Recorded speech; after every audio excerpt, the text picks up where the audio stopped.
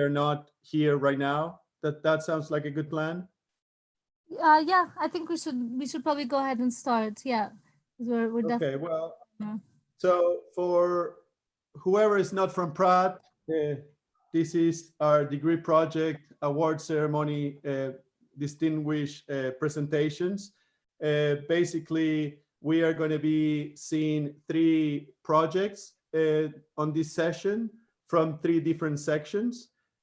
Me, Gonzalo Carbajo, and Eva Perez de Vega are co-instructors of one of the sections from one of the teams who is going to be presenting first, Emily and Emma. So thank you everybody to be here, and I ask patience from everybody. There are so many moving parts and so many things that we got to get right for this to go right, that some things might not go as planned, but let's all try to be a little patient and hope for the best. The way we are going to be doing this, as per our coordinator instructions, is we have basically 1 hour per section, and the instructors per sections are going to give a very short, brief introduction of the section. Then the students are going to present. Students, 2 students, 1 team. And then we are going to open the space for comments for about 40 minutes each one of the projects. So we'll start. We are also going live on a YouTube channel.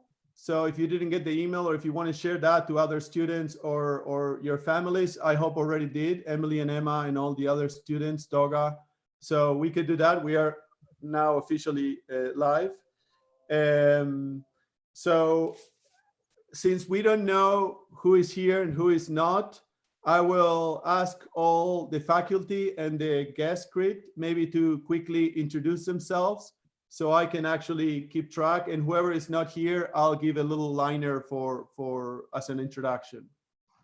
So Eva is right here on my left. I don't know if everybody has the same browser picture, but Eva, you can speak up so you want to see.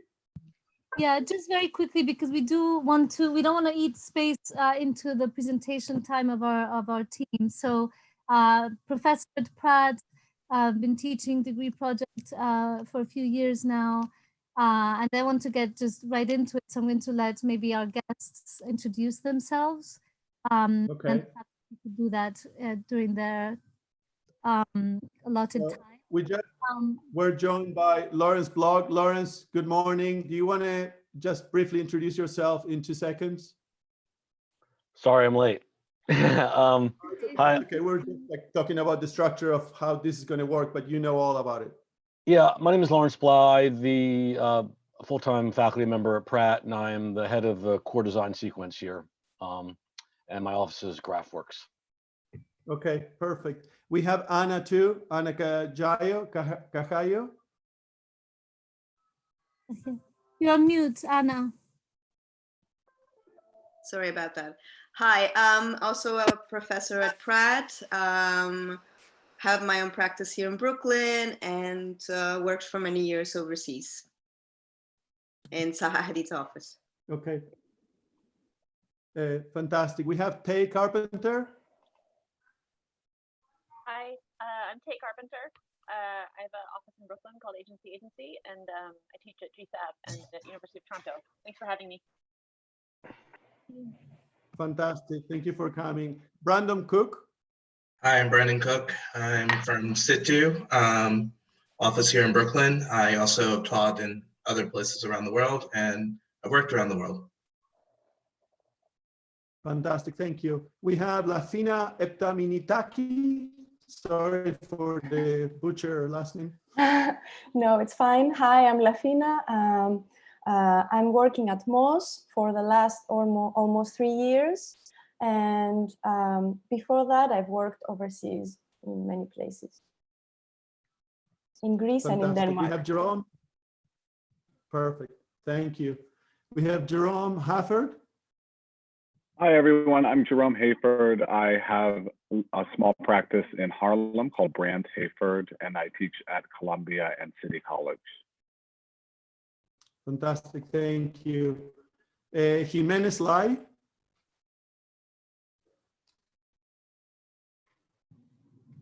Okay, so we don't have her, but she's a lecturer at UCLA, founder of BLOUGH Spectacular. Him. Oh, him. Oh, sorry. So hopefully he will be joining us at some point. And we have also Lydia Sinogala.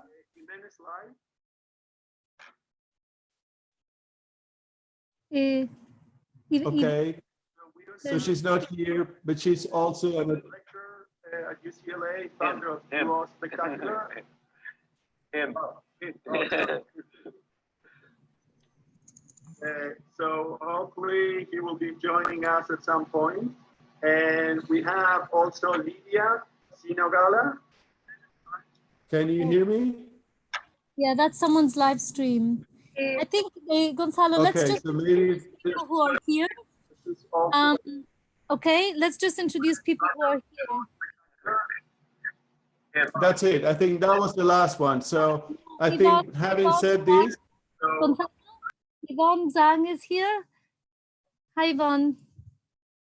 Hi. You want to just say a couple of words on your to introduce? My name is Yvonne and my partner is Peter. The name of our thesis is Chongqing's Portal Through Cultivation. I thought you were a critic. Are you a student? No, I'm a student. I thought you were a critic. that's Okay. it. I think we are finished with the presentations of the faculty and the guest grid. I guess you should take that in a flattery way, Yvonne. Yes. But without further ado, Eva, do you want to maybe briefly introduce our section? Sure, very briefly, because I want our students to get started. But our section is called Human Cartographies. We really started with the goal of really trying to push the kind of critical and active role that architecture can take in kind of thinking about the global ecological crisis. So we really started by kind of questioning and trying to debunk this notion of human as a dominating species and really pushing the role that architecture can play in this kind of prevailing assumption also that nature is something over there distinct from us, separate from what we call architecture, from what we call culture. So we mostly delved into speculative projects that kind of pushed also sometimes way into the future, but always anchored quite deeply in the research that the students have done mostly in the fall part of the semester. So the project that you'll be seeing today that we're starting us off is Reclaim, Regrow, Revive by Emma and Emily. And you'll see they bring us into a kind of a speculative future scenario, but it's very much anchored in issues and problems that we're facing today. So with that, I'll open it up to our students. Fantastic. Can everyone see the screen? Yeah. Okay. Yes, we can. So hello, good morning. Welcome to our project, Reclaim, Regrow, Revive. We are reclaiming abandoned oil rigs and transforming them into a site of regrowth in order to revive the ecosystem in the Gulf of Mexico.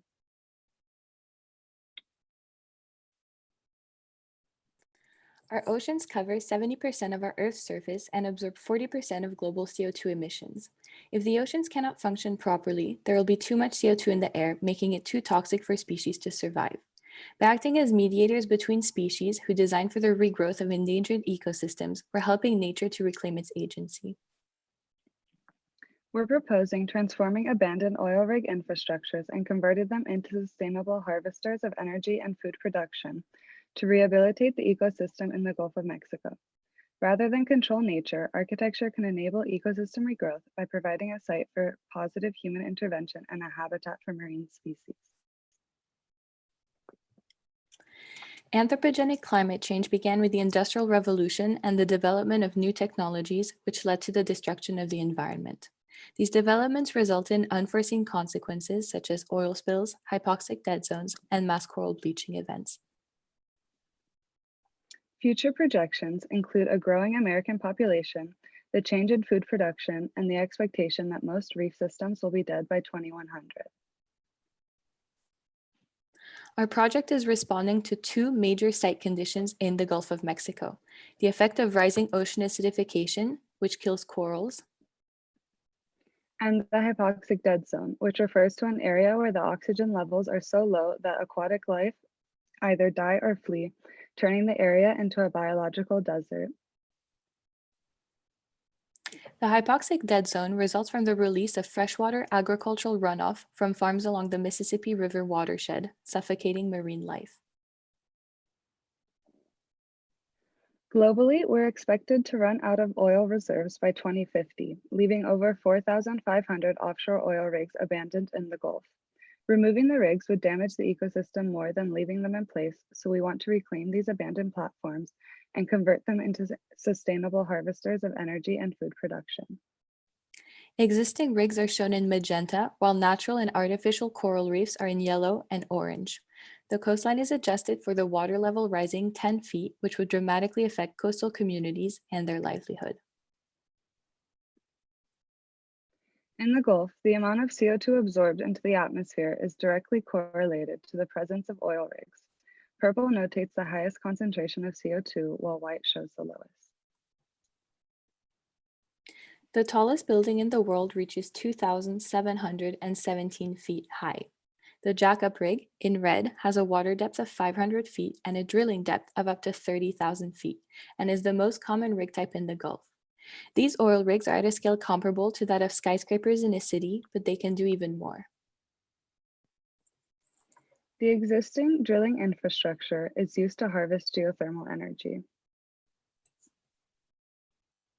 In the Mississippi Delta, we've identified a cluster of rigs close to natural coral reefs, the hypoxic dead zone, and the coastline. The cluster counts 6 rigs, which would be connected through a network of liquid highways. We base this transportation map on the structure of lily pads, with rigs at the center of this radial organization. Each rig is at an intersection of the liquid highways, which also run between the coral farms and fish farms that radiate from each rig. As production needs change over time, the farms can easily expand outwards. The project takes place in 5 phases. Phase 1 is the decommission and removal of toxic materials. Phase 2 is the conversion of the drilling infrastructure into a geothermal power plant and the construction of a desalination plant. Phase 3 is the on-site construction of all the other programs, such as the farms, housing, and research lab. By Phase 4, people are able to move on to the rigs and start working. Phase 5 means the rigs are fully operational as sustainable harvesters.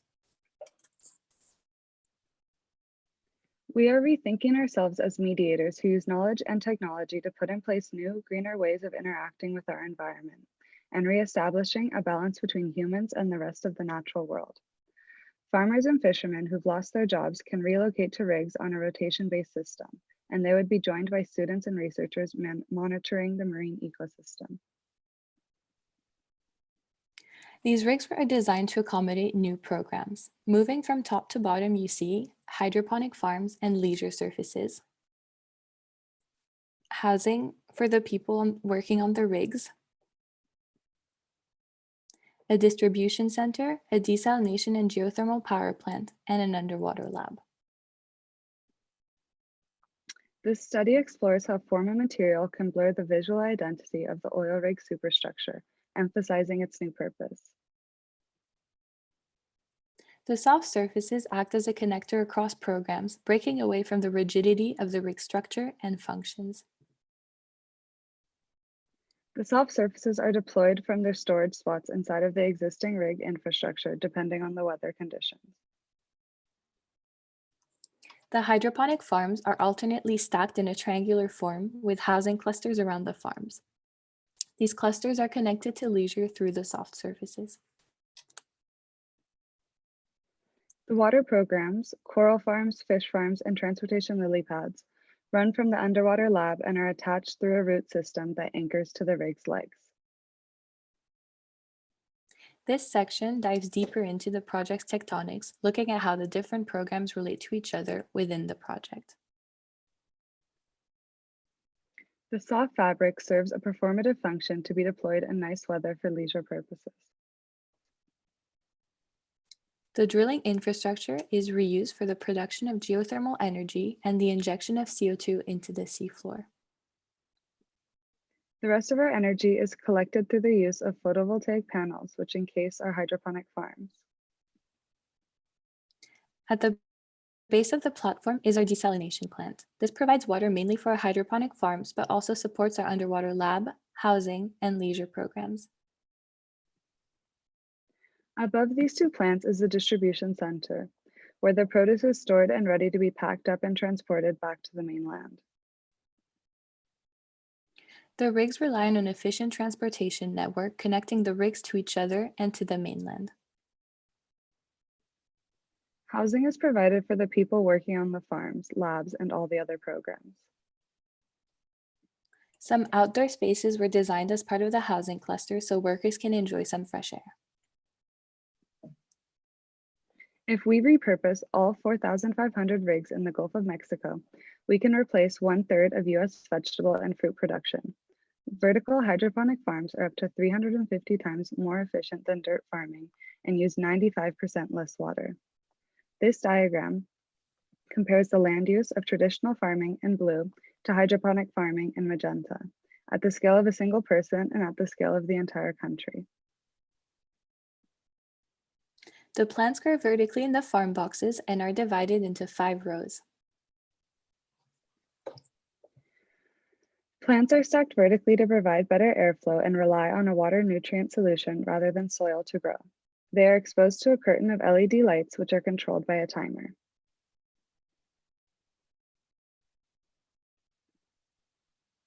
So pre-coronavirus, we actually tested the system in studio and we're growing a farm under our desk with LED lights.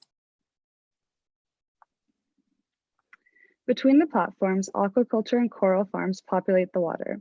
Farmed fish is projected to be the primary protein source of the future. The fish are enclosed in geodesic orbs made from steel and netting. Fish waste nourishes algae growing below, minimizing the seafloor impact. It is then harvested and processed into food for the fish, creating a closed loop system. Coral reefs are the ocean's lungs and support 1/4 of all marine species. They're dying because of ocean acidification, resulting in significant habitat loss. Microfragmenting corals allows for rapid regrowth, up to 50 times the natural growth rate. Divers can easily access grow tables in submerged temperature-controlled tanks and place corals back into natural reef systems. Researchers in underwater labs study the rehabilitation of the marine ecosystem and oversee all farming operations. In an effort to fight hypoxia, researchers deploy oxypods, which are reoxygenating capsules, into the dead zone. Farmland is disappearing and traditional agricultural methods continue to pollute our waterways. As the global population increases over time, so does the demand for food. Alternative farming practices provide an opportunity to responsibly address this need. There are thousands more oil rigs around the world, all waiting to be decommissioned. Repurposing them would not only allow us to feed the global population, but also to revive marine ecosystems by reversing the effect of pollution. Thank you. Thank you.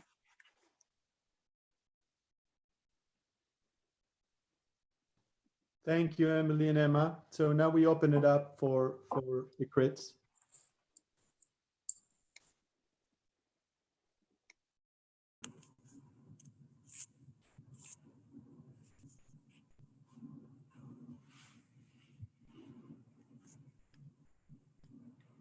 And just to add, I don't know if those of you who are familiar, if there's any notes or annotations you want to make, also that's a possibility to do on the top there as we discuss, if you will have particular questions.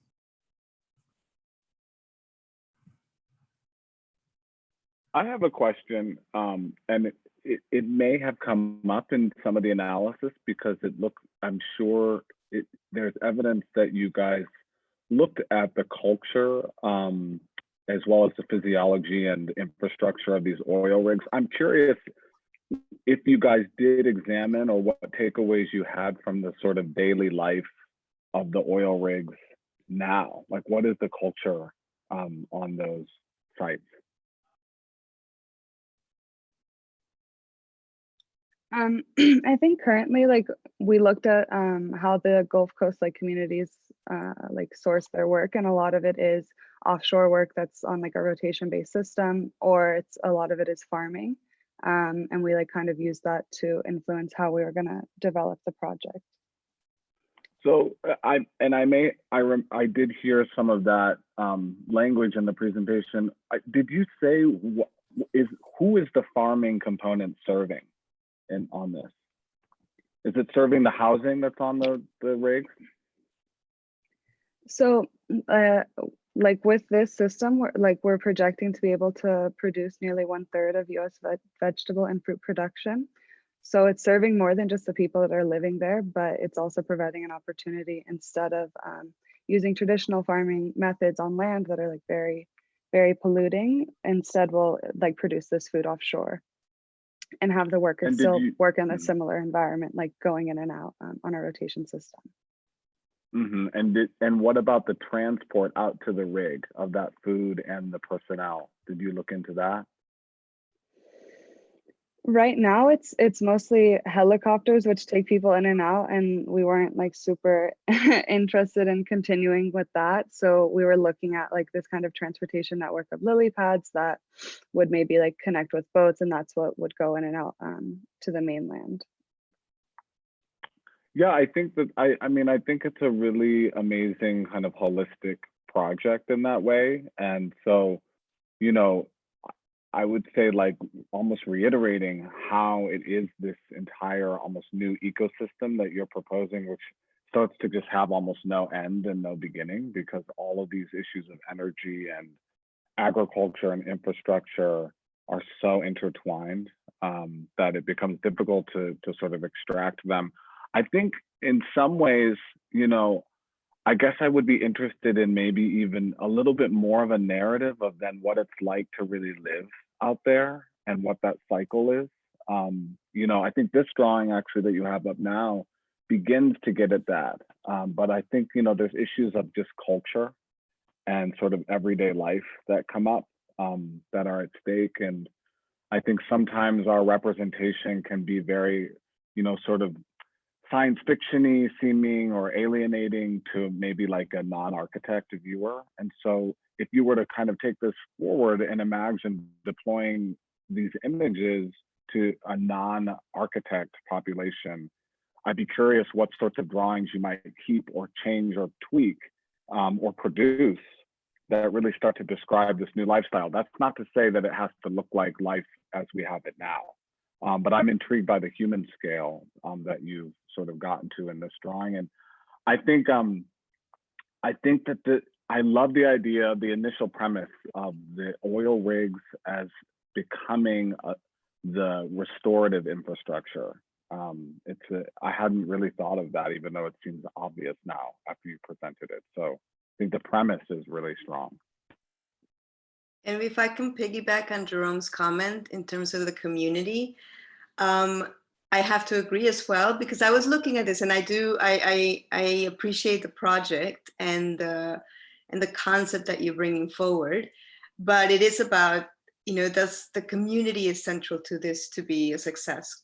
And, these images that you have, they're very vibrant. I really love these collages that you've created. And I just wonder if that transfers completely to when you actually show us the actual models and the images of the structures as you're proposing. And for example, I wondered, have you had a chance to study some of the Palified communities as a reference? Because I think that if you look at how these structures work, and there's a lot of parts all over the world where you see this, you can get a sense of what's necessary to create a thriving community in an environment that is similar, right? I think that is something to sort of look at. Can I see the images of the actual structure as you're proposing? Is there? Hey, can I punch in 1 second, guys? Is this a PDF? Because if you unfit the screen, we'll be able to see all the images to the left, so we can use them as a reference. It is a PDF. Okay, do you know what I'm talking about? Yeah, it was just full screen, so I'll reshare it. Yeah, you can share this, hit Slides. control, out of control L. It just lets me see if like, as the last critic was doing, if there's an image they want to ask you to pull up. Thank you. Great. Yeah, great. I mean, of course, we can only see so much. 27, I guess that's a good. Right, so I think, no, I mean, I really want to zoom in to what's happening in between, right? I think it's still not necessarily clear what's happening within that culture. And now that we're looking at this image, I have a question, because I really love this idea of reclaiming, the structure that's existing. Can you explain why we have so much new structure? Because I noticed that's one thing that pops out. Where are you getting all these other structural work that's, let me see if I can, sorry. The horizontal trusses. All of those trusses, yeah. Where is that coming from? We actually looked at different ways to reuse the existing material that's on the rigs. So there's different processes where you can grind the steel of the structure that's already on the rigs and transform it into another material. So it could be recycled to create the new structure that is now on top of the platforms and the rigs. Okay. Yeah. I mean, now that I look at it, I wonder, I mean, because we're talking about also the coral reefs underneath, right? I wonder if there's a opportunity as well to maybe consider flipping the structure.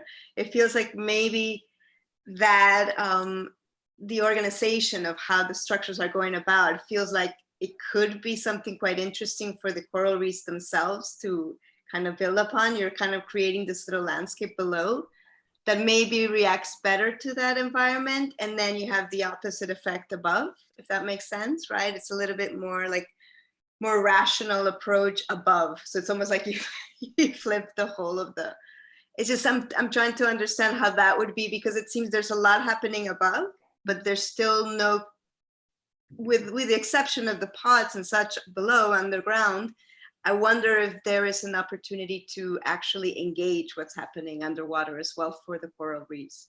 But I think it's, I commend you. It's a great project. Yeah, I think it's a really important project just in terms of the future of what our post-carbon society will start to look like, and what we begin to do with these existing infrastructures. And it seems like you're proposing a kind of network, or beginning to kind of propose a prototype that would essentially sort of become this network in the Gulf of Mexico. And I think in that sense, if I think about it as a prototype, what I'm kind of missing in the presentation is a kind of one synthetic image of the sort of system that you're proposing. So I think specifically this idea of you're removing a kind of program or use from the rig in a sense, and then introducing something else. So it's farming, it's housing, it's actually incredibly dense and intense kind of sets of programs. But I think one of the reasons that agriculture is so problematic on land is the amount of effluent, right? The amount of toxic chemicals that are being used. And so I think what I'm trying to think through here is where does that all go? So the things that you're proposing, I think the materials, the sort of sub-infrastructures of what you're proposing, I think somehow need to be accounted for, because you have such a wonderful ambition for this project. I want to understand more, how do we imagine where, how would this farm actually work differently from how it happens on the ground right now? And I think, in fact, there might be an opportunity if you looked more closely at those materials, because from what I understand from hydroponic farming, I believe that sometimes when you grow fish, for example, if you're growing tilapia, I think that some of the effluent and some of the waste from fertilizers can actually feed fish. So I'm just sort of thinking about, I think following up on that last comment, is there some form of mutualism that can happen between, I think in this section, like you have the top and the bottom, and they're kind of like two different worlds. And what I would love to see or sort of have you think about further is how there might be some form of interaction or interactivity between those two worlds where, for example, because I think you have this really wonderful idea about thinking about, the nature cultural relationships.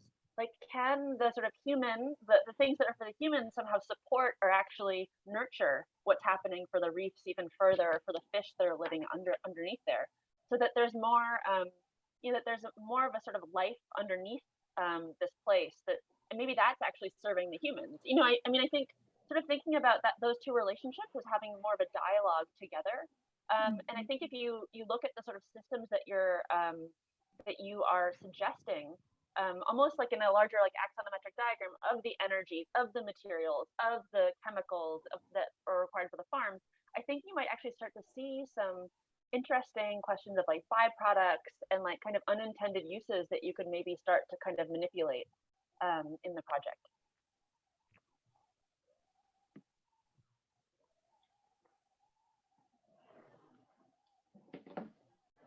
Yeah, so following the previous comments, I was thinking that what I see basically is an innovative appropriation of this space, and is like creating these artificial islands, more or less like taking the existing artificial islands and give them a new functions.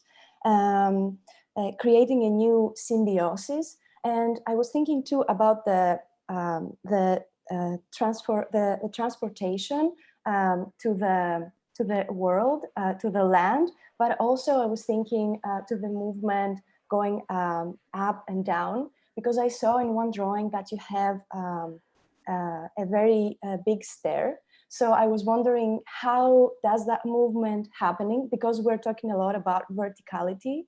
And this drawing that you showed with the reference of the skyscrapers is very beautiful. So I was thinking, how does that movement happen? And how is really the daily life in this place? If you're a farmer, maybe a zoom in would be nice to see. And I think you start doing it with the introduction of the fabric in some places. And that another comment on that is that I see a lot of transparency.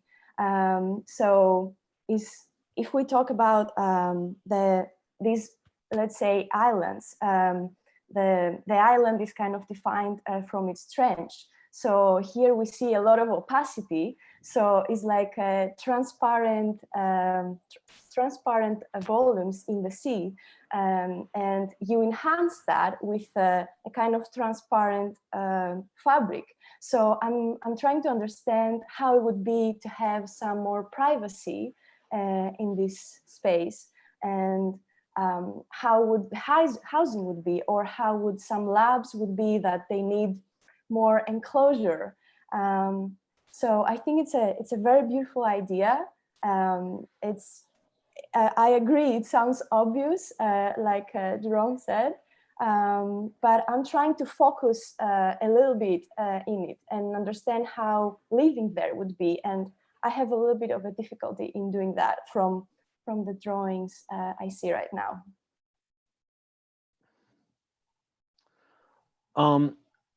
It's interesting when you think about, again, the idea of appropriation, right? What you guys are doing. And I could see this idea tested on many different infrastructures, has been kind of alluded to, whether, there's been work at Columbia at the public health department for like 20 years now on vertical farming in New York City, what that would mean. Interestingly enough, in the pandemic, in terms of the distribution supply chains as well, that there's been a big push for local manufacturing again because of all having to rely on global networks. So some of that is kind of interesting to me. I think that I feel that there's still the big question of why these, In other words, I know they're abandoned, but there could be many other different kinds of infrastructures that could be appropriated. And the question is, would there be specific kinds of programmatic, very specific programmatic content that would be related to their locations and to their, been alluded to, their material systems and really their environment. So it's interesting to think about that they're hydroponics, but I was thinking, okay, what about, and this is kind of alluded to too, that, you know, fish farming and other kinds of aquaculture that's sustainable. I'm not totally convinced about the vertical farms in these locations, again, whether it might be, again, more advantageous to be closer to the city centers. In terms of the tectonics, it's interesting for what all it's kind of in between trying to be economical with the systems and repurposing the systems and also being quite excessive. So I'm not quite like in that section there, right? As opposed to when we see the kind of proliferation of the trusses. In some of the images, it feels a lot more homogeneous than I would have expected due to some of the constraints of the kind of aquacultural program, right? I think it might have produced different kinds of enclosures and different necessities for potentially exposure, depending on what was grown there, et cetera. And that would produce a little bit more heterogeneity in the system and a little bit more difference in the system. And I think that like that last image that we're seeing right now is kind of to my point where there feels like there's a lot of homogeneity for such a heterogeneous program that you'd expect to see more difference in the systems. Yeah, and you know, I think that in a way the collage that we were looking at before, I think it was Alba, and then Lawrence began to comment on these trusses and what are they being deployed in the right place into the right amount? I mean, literally, what are those steel trusses, team?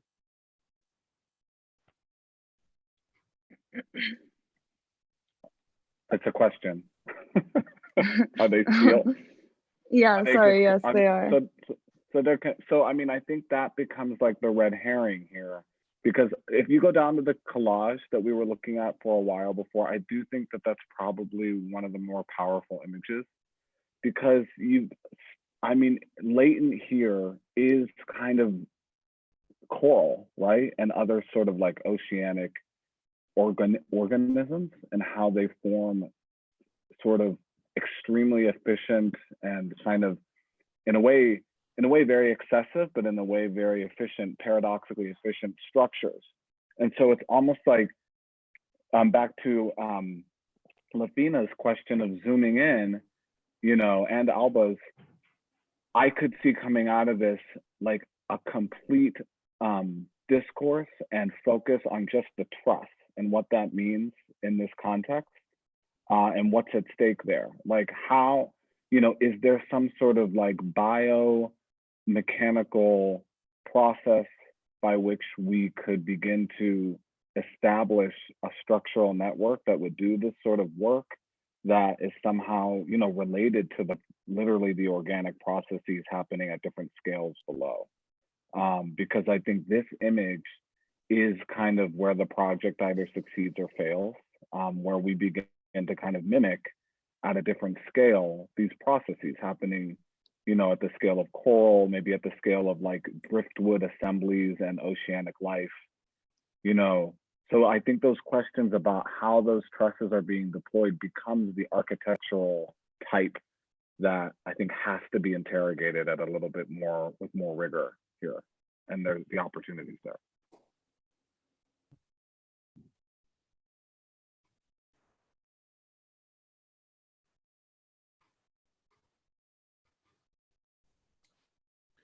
Well, it's kind of amazing, really, to listen to all you guys speaking with such a knowledge on this very deep and complex project that we have been working on throughout the whole year. So it's highly gratifying to listening to your comments, just because they are the issues that at least we have been trying to work on, and I'm sure Emily and Emma have tried to massage and muscle through these very items. So I really appreciate the comments. They're really hitting the nail on the head. One of the things that I would like to speak more, or I would like to hear more from Emily and Emma, is maybe this idea of these visions of this future, or this idea of utopia that you were proposing with this constellation outside of the ground, which I thought it was kind of an interesting side of your project. Can you guys like elaborate a little bit more? Not too long, because we have about 15 minutes left, but maybe a little bit more on that idea. You mean like the notion that we're like clustering these rigs, and then like together they have, like, they're obviously connected through like our liquid highways, but they also kind of form a constellation if you look at them from to the scale of the entire Gulf. And like, I think we like chose to work in a cluster because we wanted to first figure out how these rigs could relate to each other, and like to like just one rig to another, and then to a few others, and then how clusters maybe then could relate to other clusters, either in the Gulf or in other hotspots where there's also a lot of oil rigs to be reused. Can you show us that image of the cluster? Is that in here? Yeah, thank you.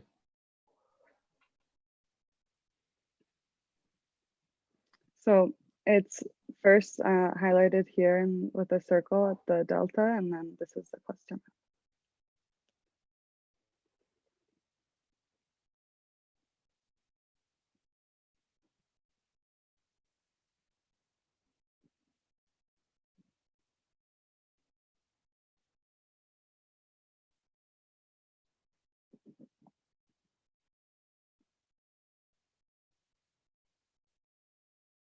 I think maybe also for me, what Gonzalo's question brings up is, you know, how far in the future are you imagining this project to be?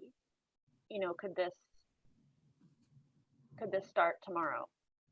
I mean, I think it could, like, there's already so many rigs that are decommissioned now, just because like obviously oil is a finite thing. So some of the rigs, I think they're saying in 2012 there's already like 400 decommissioned rigs in the Gulf. So I think like the time aspect was a really big part of the project, and that's also part of why, like, the decision to focus on a cluster. Like it's supposed to be a project that takes place over time. Like the rigs keep getting decommissioned, and so we're expected to run out of oil in 2050. So I guess up until then we can just like keep putting these clusters in place. So we like start with the rig, and then it turns into a cluster, and then it connects to like other rigs around that until it can be a full system where all the rigs are repurposed into something else. I think you had a Well, timeline. especially now the price of oil is negative. Yeah, that's a good argument for the project. Maybe you could go to the timeline though, because I do think that I think to build out a kind of speculative project like this, right? So this one was the past timeline. This one is the one that goes until 2020, and the next one is like all the future projections if we do nothing, basically. So this assumes that we do nothing. Yeah, this is looking at, yeah, if we just keep going basically the way that we do now, kind of what the consequences are. So I think the question from you would be about how could this project be an intervention then? I mean, to some extent, like if you're suggesting that nothing happens, I guess that assumes that we are under the same president, we are under the same kind of regime. You know, I think a little bit in these sorts of timelines for speculative projects, I think what can kind of be helpful is to sort of build out the world in which it's occurring. And so, you know, to almost imagine if this happens, then this, you know, so if, you know, in 2020, this is where the election goes in the States, like this is what happens, but like to some extent, could this be a kind of choose your own adventure? You know, I love to imagine this project almost like, well, what if it goes another way? Right. You know, would this actually look different if it was under a different presidency, for example, or if the Green New Deal happened?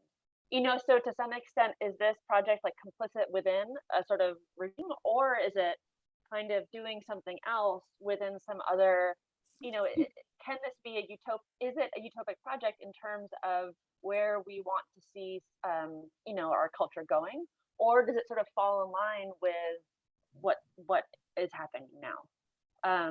So I think that would be really important to kind of, it's almost like filling the timeline out a little bit further in terms of how do you imagine this to happen? Like what would need to be in place somehow for XYZ to happen? You know, what's the kind of culture of farming? You know, I think you were suggesting actually these massive changes where you're serving a third, what did you say, a third of the Of US vegetable and fruit production. Wow. So I mean, that's hugely ambitious. So then what's happening? You know, what happens to the land? There's a huge amount of workers, you know, there's going to be this whole sort of transposition that happens from what you're suggesting. And I think to like find ways to build that in, to sort of find ways to think about the if then, right? If this then. And, you know, does that mean that, I mean, that also seems like it means that people are moving to the coast to some extent, which is actually counter to what a lot of people are thinking, is that people are going to be moving north because of climate change and flood rises. It seems like what you're saying is actually maybe they move to the coast, or there's some other form of transport, not helicopters. I don't think helicopters are the right way, but there's some other mode of maybe drones. Personal drone, personal like solar drone or something.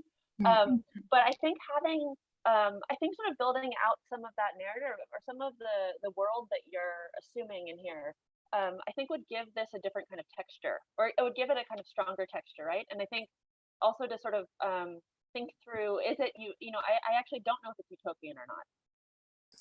Like I'm not sure. So I think sort of thinking through how would this project actually be an intervention or actually intervene in something and actually reframe or change, you know, a kind of status quo somehow. That's a really great point. I wonder if you would want to maybe address that with your phasing diagrams. I think it would be a really important kind of next step to reassess this timeline now with, you know, what they are proposing. There was a point, right, where you have your phasing diagrams there that sort of project the future of your project, right, within that. But I think the kind of reassessing it would be really good. You know, because we were dealing with like really, you know, heavy and kind of dark topics sometimes, you know, it's really devastating when you see the amount of horror that is around, especially this particular area, right? But I think the way that Emma and Emily sort of tackled it was always not going down the this is awful, humans are awful kind of, but actually sort of really making us think about it differently. So in that sense, we called it our utopian project. Out of all of our project, maybe it was the most, you know, kind of exciting. We are always very excited to go talk to them because it was always very, you know, upbeat and positive.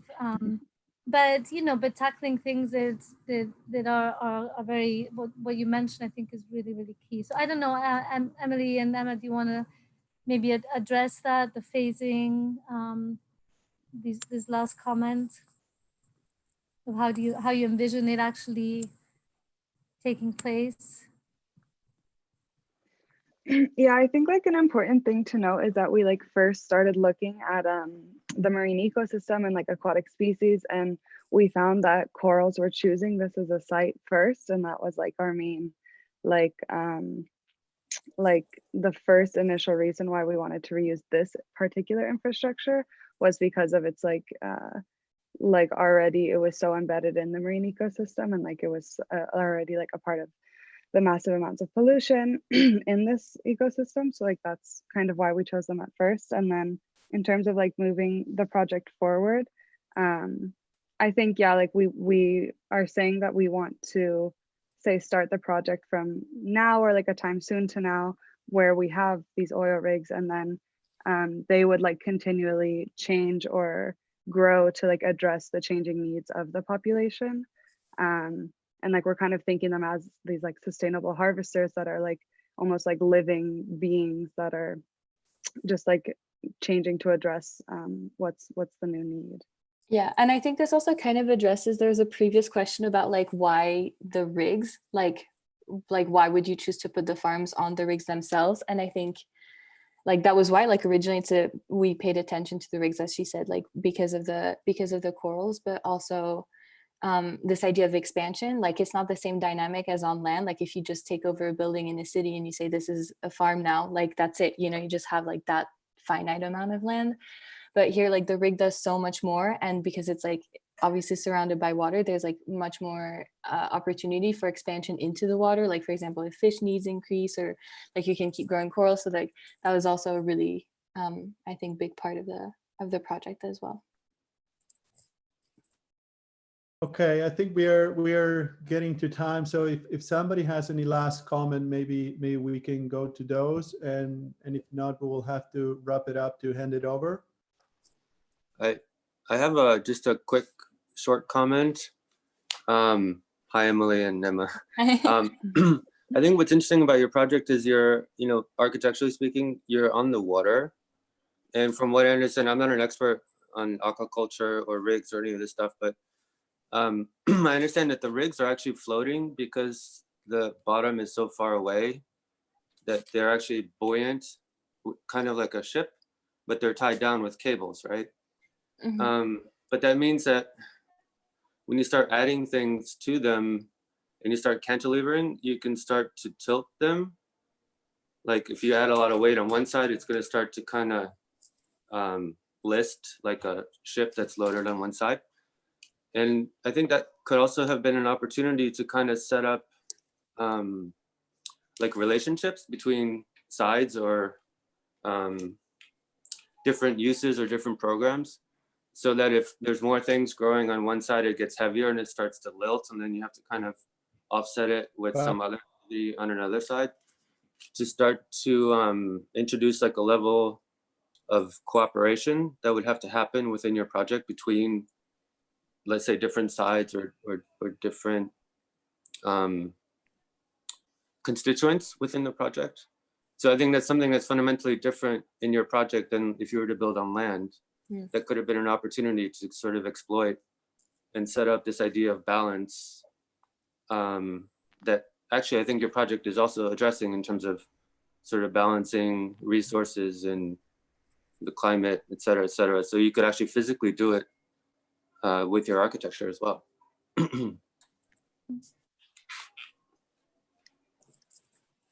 Are there any other closing comments, or anyone want to use the last 2 minutes?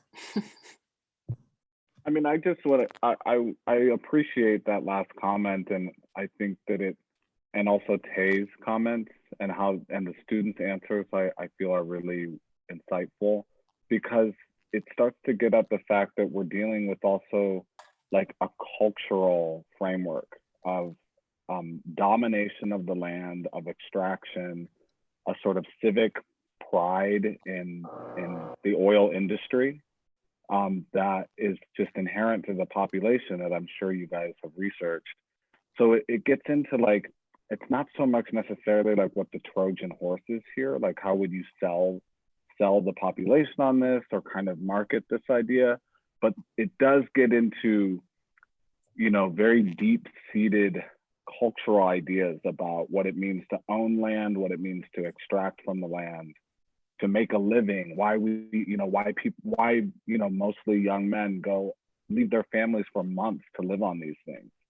So there's a lot of stuff here that I think, yes, the water is kind of like indicative of the sort of rethinking a lot of these like very essential, fundamental cultural frameworks as to what it means to even kind of extract or make a living. I think the project provokes a lot of that, and we're just starting to kind of, I think a lot of the work is touching on it, and I'm glad that we're able to get there with it, and could talk for 2 more hours about it. Well, thank you so much. Thank you for all the very thoughtful and intelligent and insight comments that you guys gave us there. Yeah, I just wanted to say, is it better now? I mean, my computer sometimes acts up. I just wanted to say thank you for everybody for your insight comments and for your intelligence by criticizing this project, and also commend Emily and Emma for the great year that you guys had. And I really admire your discipline and your tenacity when it comes to the discipline of architecture. So on our end, great job. Of course, we could work on this project for another 6 months and it would be a super amazing project, but you know, everything has an end. So having said that, I think we need to pass it to Kathy. I'm set. Yeah. Thank you.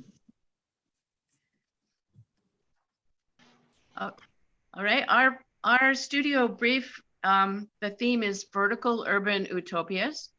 Michael Trencher and I actually set the studio up in 2002 as a result of being active in a 9/11 families issue with safety in high rises. And it's now morphed into a situation where we're looking at skyscrapers or vertical buildings as a new paradigm, not for being an icon of business or wealth, but to enact sociological change. So the challenge to the students was to come up with a reason for building vertically, a way of building vertically that answered social and technological issues at the same time, looked into the complexity of what you need to do to build vertically, because we don't really do that in most studios, and to figure out not only what their project would do, but where it would do it and why it would do it. And we always receive a wonderful group of talented students who want to change the world, and it's a wonderful thing to see. So now we will bump it to Peter and Yvonne, and they will explain what their project is all about.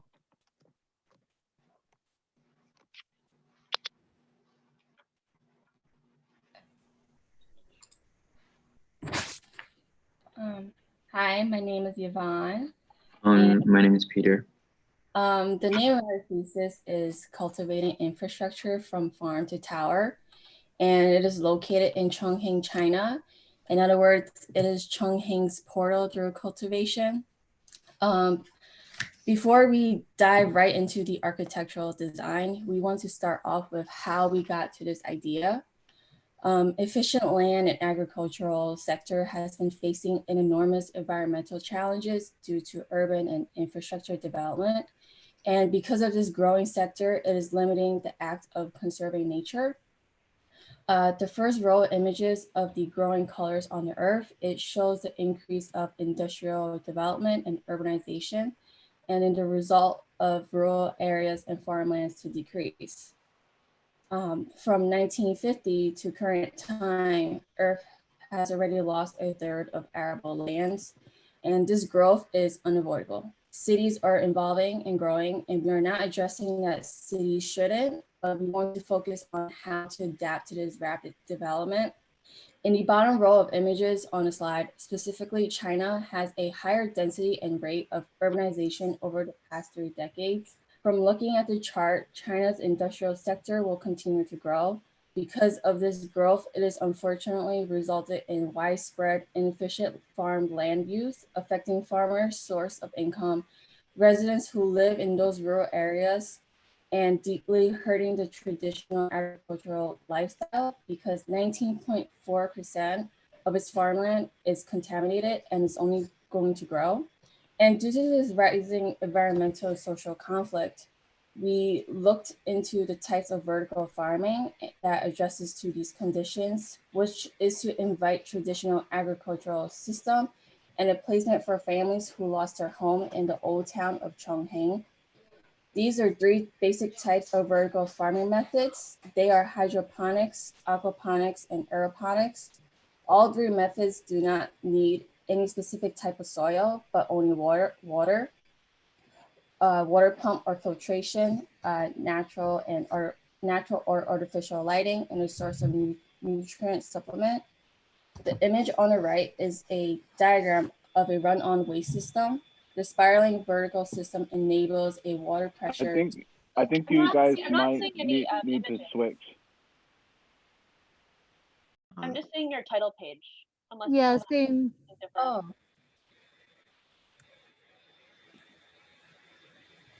Am I? Yeah, Yvonne, it's still stuck on the title page. Oh. Hmm. You want to try resharing maybe? Yeah. I'm so sorry. I'm so sorry. I think you have to share in presentation mode. Do There you you see go. my? Yep, Okay. now we see. Yep. Yep, okay. Do we miss a few other slides before that? So while I was presenting, you could hear it all through, just not the slides, right? Yeah. Oh, We were okay. hearing you, but we couldn't see the slides flipping. So we were stuck in the presentation slide. Oh, okay. So to rephrase what I said before, so these are the images that show the growth of urbanization and urban development throughout the world from 1950 to current time. And these bottom images show the percentage of rural lands are decreasing, and as urban development is also increasing, which resulted in 19.4% of China's arable land to be contaminated due to this development. So these are the technological devices and methods that we also studied: hydroponic, aquaponic, aeroponics. And the image on the right is a diagram of a run-on waste system. The spiraling vertical system enables a water pressure to be built while feeding the crops. The use of gravity in the system can be an advantage to help pump water back up. Just from studying these types of technological devices and methods, we learned that these type of methods are doable in a vertical structure setting. Diving into the specifications of the stacking method of vertical farming, this is the Volkswagen hydroponic system that also works along with the aquaponic and aeroponic system. This system is a circular machine that rotates 360 and has an artificial light in the middle. As it rotates, the crops are rotating along with it as it circulates around the light. Additionally, we looked into what kind of crops and fish that fits best in growing in this vertical farming system. So for example, farmers or researchers can grow lettuce, bitter melon, kale, spinach, chives, shrimp, koi fish, codfish, and carp. So again, the main question is how can farmers, food researchers, scientists can produce enough food when there's limited natural resources, limited arable land. Specifically, this centers around Chinese families and farmers in the old town and how they can transition to the old methods into the new town and modern and advanced, innovating in every aspect. So I did a little hydroponic, aquaponic experiment on this. This experiment is to fully understand and see whether or not this method works, and also to meet the growth requirements of the plants and fish. The three images on the left shows the duration and rate of how fast these pea shoots grow. These microgreen seeds are able to sprout within the first week and able to harvest by the second week. To fully understand how the system works, it's pretty simple. The image on the right is a fully set of the tank. All I needed was a water pump, heater, air pump, filter, grow media, and seeds. And in the aquaponic system, the fish provides nutrients in the form of their waste or excrement. And this waste contains a form of ammonia along with a variety of nutrients. These nutrients or nitrifying bacteria gets pumped into the grow bed where the seeds or plants are located, thus promoting growth to the plants as they take in the nutrient and the access that gets dripped back into the tank. And this becomes a cycle. And going into our site is situated in Chongqing, a city known for its dynamic mountains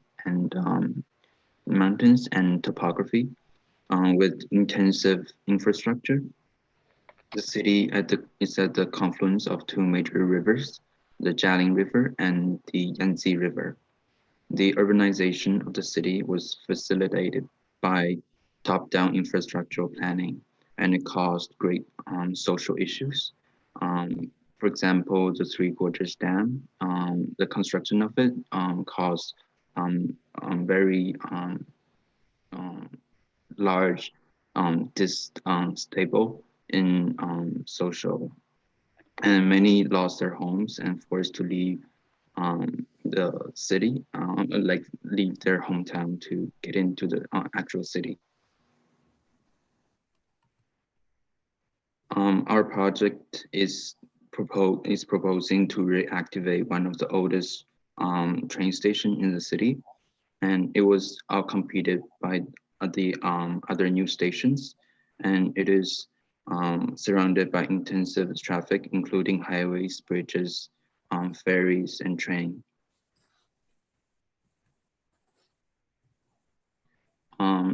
The city is often swept by moisture monsoons, so water plays a crucial role in our project, not only because of the adjacency to the river, but also the concept of vertical farming. So the water collection and water filtration is very important to our project. This is the ground floor plan at the elevation of 22. This is showing mainly the lobby space and entryway of each program. So the middle between the two buildings, right here, is the zone of where the trucks and car come in, and it's a parking lot. The parking lot is the center because the exit of the highway leads into that area. So this is the exit coming from the highway. And potentially that zone can be an easy access into the building area and able to load or able to import and export certain goods into the city or out of the city. The upper tower functions as transportation hub, and which holds large volume of visits. And the bottom portion is mainly more about leisure and blending into the landscape and the dynamic topography with leisure activities as eating, shopping, and yeah. This is the plan of the bridge connection between two towers.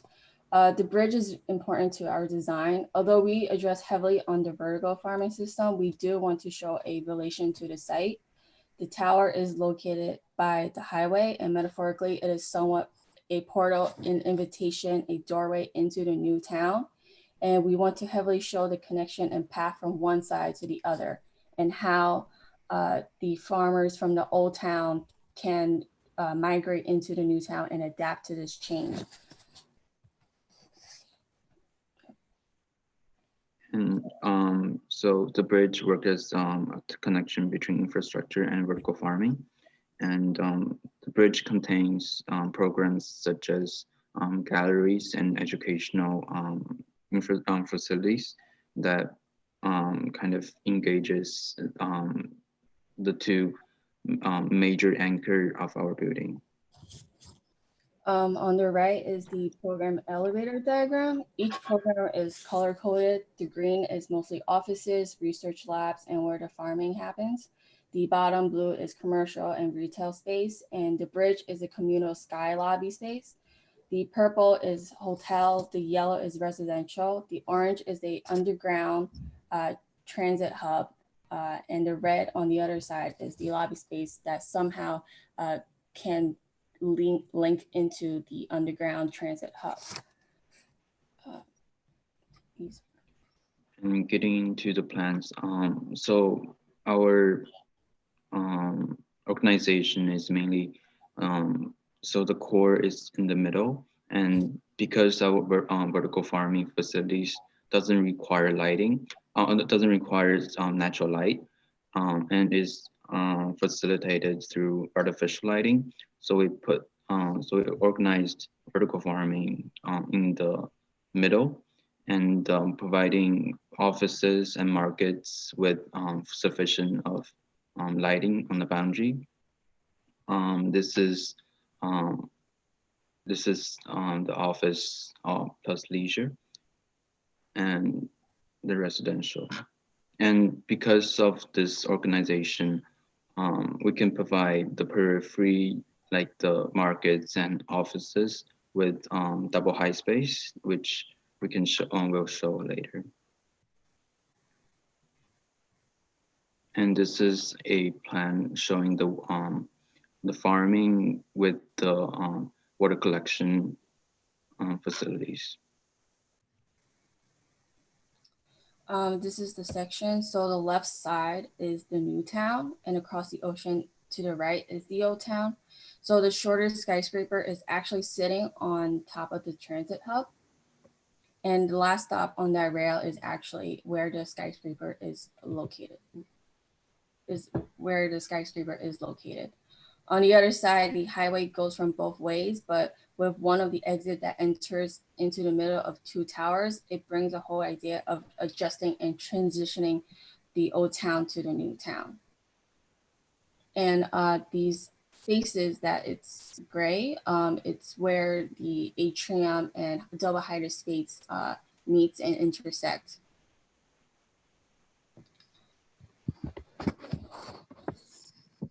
This is the structural diagram that we worked with our professors.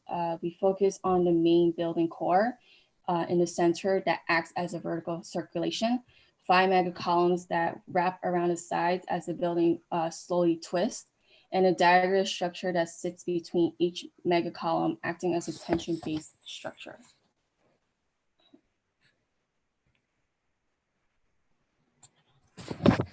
And this is our curtain wall studies and designs. So the main focus was having green walls on the west side of the facade, providing not only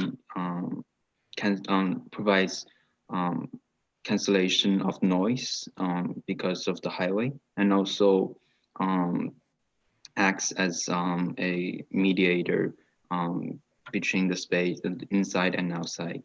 And on the bottom right, you can see the water collection facade diagram, which we incorporate into our facade studies.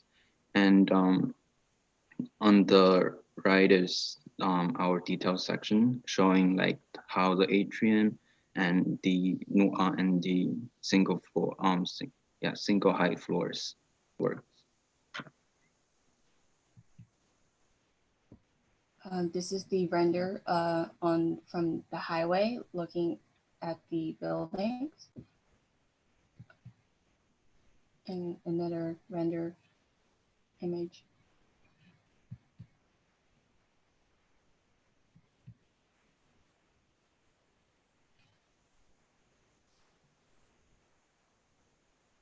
And we're done.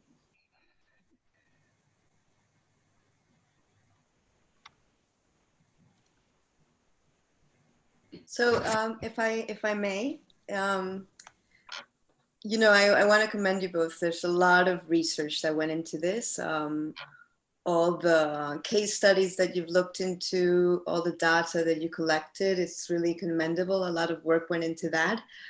And, you know, this is a fascinating concept of sort of creating these vegetation or farming towers, let's say, in these that connect somehow to the existing infrastructure. I have a question about the form here, right? Which I think I'm trying to understand what it represents, because one thing that I think Peter mentioned about the farming, that you don't really need that much sunlight and therefore there's a lot of artificial lighting within these spaces. Also the fact that when you look at the sections, we're talking about very deep areas which are going to get very little light. So what was the decision that you made to create these sort of twisting towers? Is there a reason behind that formal representation? So one of the earlier slides, there was the spiraling waste system, and we got the idea of that because it was spiraling, like the waste system goes around, and we were really interested in the idea of that, and we wanted to incorporate that kind of method into literally showing the building as it slowly twists. And also metaphorically, we want to address the water cycle and the sun cycle as a rotation. So that's kind of so both technically and conceptually kind of driven us to this form, I guess. Yeah. So I think I would question that in the sense of, if you're not really using much of the solar, because I love those diagrams of the sun diagrams that you had. If you're not using a lot of that data to inform your towers, is there really a need for kind of creating this twisting formal structure that might not be as efficient as it possibly could be, I guess is what I'm trying to say. So that's something to think about, I would say. And another, I don't know, can we see the overall, the PDF so that we're able to see the images?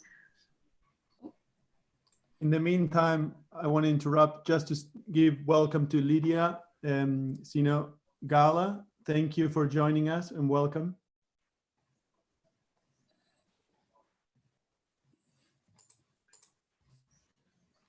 Thank you. Well, I'll just start. So in terms of the structure, the infrastructure, because it's one of the main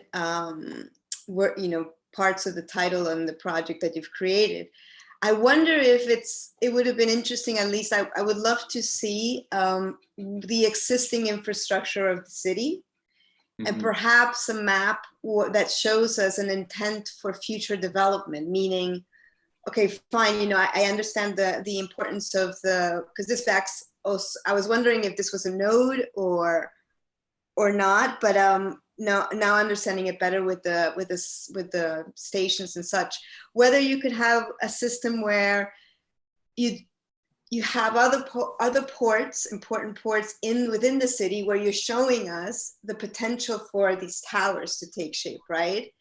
So this is what's happening here, but what happens through the whole of the network of the city? And then in future, or on a grander scale, we think about it as well as a network going through the whole of the country. And that I think is something that I wanted to be able to see a little bit more, kind of, because if you're talking about the infrastructure there, it implies much more than just that one connection. It kind of is on a grander scale of what that system could potentially be doing, and injecting or connecting itself to what exists, or proposing new possibilities, right? So those would be my two comments for both of you. I don't know if you can maybe talk about that. I mean, what were you looking at the existing infrastructure, and how did that influence?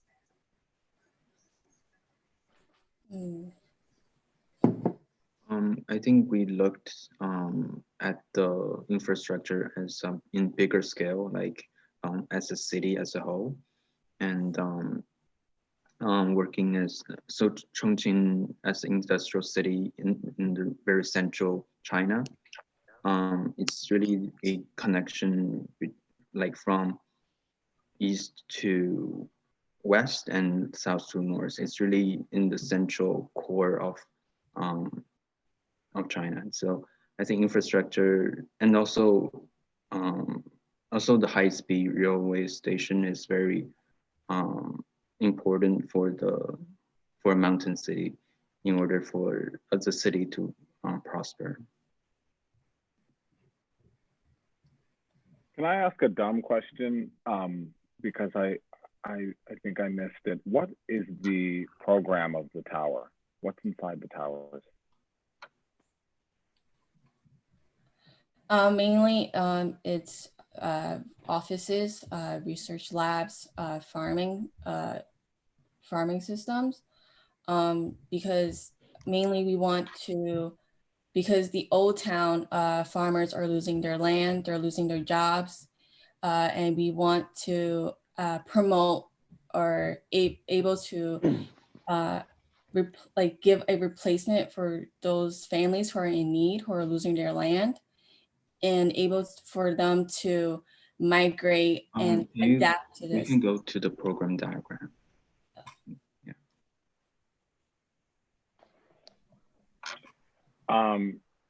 Okay, yeah, because I think, I mean, there's some really interesting things going on here, but then also some perplexing things, especially when we consider the moment we're in now, at least in the West, in the States, in a city like New York, where I think, as is exacerbated by this pandemic, I think the question of, and as is sort of being brought by your studio prompt, I mean, the question is like, what do we even do in tall buildings? How do these tall buildings justify their existence, right? And in one sense, I'm kind of fascinated by the sort of deployment of a kind of, you know, hyper modernism, a very elegant corporate skyscraper kind of aesthetic and architecture, which almost serves as this cloak to be, maybe a generous reading is that you're sort of bottling a very radical idea, some radical ideas about essentially embedding a vertical farm within the skyscraper typology, that somehow, if we're to continue to build these buildings because they are useful because of their sort of density, their consolidation of different programs, the lack of need for open land space, that we're going to essentially embed some of these other functions into that basic type, which has been around now for about 100 years. Mm-hmm. That said, I still don't know if this is a little bit, I think, to Alba's question. I don't know if you guys have dug deep enough in this presentation or to argue for the amount of resources that are still being not only used to produce the materials of the building, which appear to be kind of standard sort of heavy steel glazed curtain wall construction, or to maintain it or operate it. Now, I think that the answers might be here. I might be missing them, but you know, when you go to your detail section, which I think is fabulous that you're producing this accomplished of work at this stage of your careers, I'm kind of thinking about, and maybe you can tell me, maybe we can talk about the difference between the, you know, Northeast US and the climate here in Chongqing, but the section. I'm just wondering, okay, how they're altering the vertical, some of the air wells and the vertical curtain wall and plan as being sort of juxtaposed with this vertical garden. But then I look at like the plenum and the mechanical systems, and then the curtain wall and the glass. And I just don't know if you've really dealt with some of the implications of that yet. I mean, it still seems like a big glazed tower that's going to require constant use of energy. You know, Jerome, a different kind of provocation would be, I think this is a really interesting point that you're bringing up, you know, and so much has been written about this, and it has to do with, again, with this as a kind of project that continues, as you said, you know, the kind of, whether there's a necessity for the skyscraper or not, but if you look at all and offices, right, you know. But if you look at all the kind of, you know, after the collapse of kind of global markets in 2008, right, all this abandoned speculative real estate, a potentially more provocative project would be, even from a sustainability issue, although I don't necessarily want to talk about that, would be kind of retrofit of these. You know, they're just kind of abandoned, and there'd be a kind of radical retrofit of abandoned infrastructure. What that would produce, what that would produce, is a much different kind of aesthetic potentially, right? And also probably a completely different kind of organizational logic of how this thing could kind of produce almost guerrilla urbanism, right, to take over these abandoned infrastructures and retrofit them. Yeah, so that would be much more of a kind of thesis in my view. And I'm sorry to cut you off. That would also, there's also many other kinds of contingencies that go on there. It's a lot different project than something like Torre David, but you would see the idea of the vertical farm, which is interesting, again, as I mentioned, from like the work at Columbia School of Public Health. It's been going on for 15, 20 years now. And all of them dealt with ideas about you know, using gravity to distribute nutrients, all these other kinds of things that produce all sorts of really strange kind of spiral or helixical organizations. So I think there's a much different kind of approach that could be really quite interesting as a provocation. Sure, and I think, and I'm trying to give them the benefit of the doubt, because I think it's, as you point out, Lawrence, it's not so easy as to say it's a full-scale rejection of the type. And I also think that, like, I'm trying to listen to exactly what their position is on the sort of program of the, you know, these displaced farmers. And maybe in this cultural context, there is an argument for sort of office space, you know, in this kind, and the production of the sort of new construction here of a tower. But I agree with you at the moment. I think I don't know if they've quite made it, and I agree the kind of the issues of retrofitting these existing buildings, at least here in the West, seems more at stake. But maybe maybe there's an argument to be made for it. I just don't know quite yet if they've made it in this context. If I may pick up actually from your comment, Jerome, I think to me, if say we move on with the form, which has some very elegant moves, I think for me there is a question of a missed opportunity in the treatment of the envelope, in a sense that, you know, you're proposing a very radical program inside, but there is no trace of that program in the way you're handling the envelope. You're talking about processes, you're talking about water processes, processes of growing, you have fish, right? You have chemical reactions happening inside with ammonia. I mean, to me, it seems like there is there's a wealth of opportunity of exposing these processes, both in their material manifestations, but also to the outside, because I see the building almost as a new landmark for the city, but as a new landmark, it also wants to tell a new story, and it's a new story about farming, and it's a new story about what farming can do. So to me, you know, like I'm thinking Ludwig Leo's, for instance, circulation tank in Berlin, right? That has purely the water circulating on the exterior of the building. So the whole structure becomes a demonstration of the processes that are being contained. So I'm thinking that your building has that kind of capacity. And right now the envelope is far too conventional for what it contains, if that makes sense. Mm-hmm. That makes sense, yeah. Yeah, I think for me, I think the question's a little bit, is it about, you know, is it about revealing the notion of farming, like what Lydia's saying, or is it actually trying to push the office typology, or is it trying to push the typology of the tower to such an extent that actually starts to accommodate for the farming on the inside? And I think for me, it's sort of not quite doing either.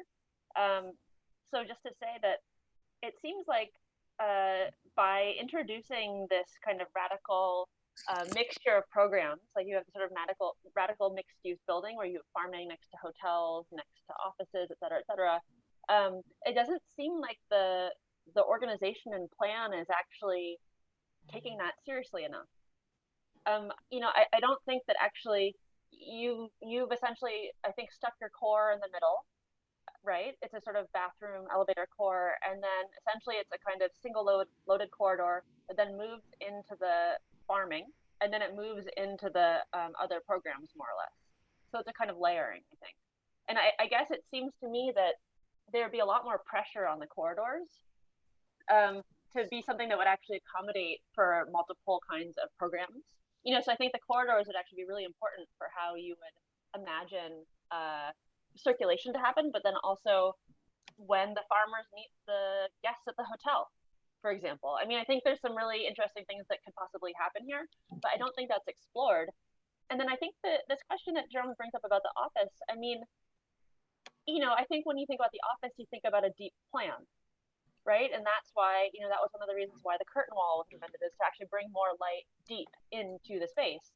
But in fact, your project does not require that, because artificial farming does not need light. And actually, I mean, there's amazing images from that, you know, that we've seen of these, crazy warehouse spaces with artificial lights everywhere.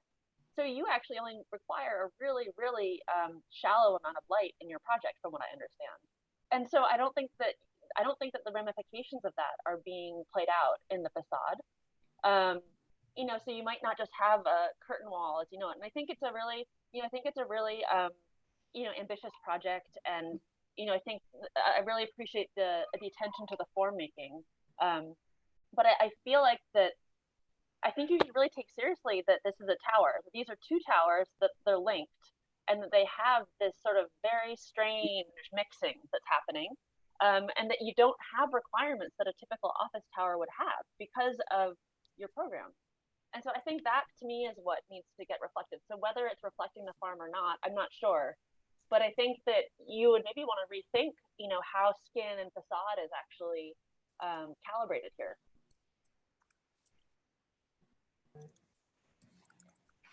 Following up to these comments of form and function, to which I completely agree.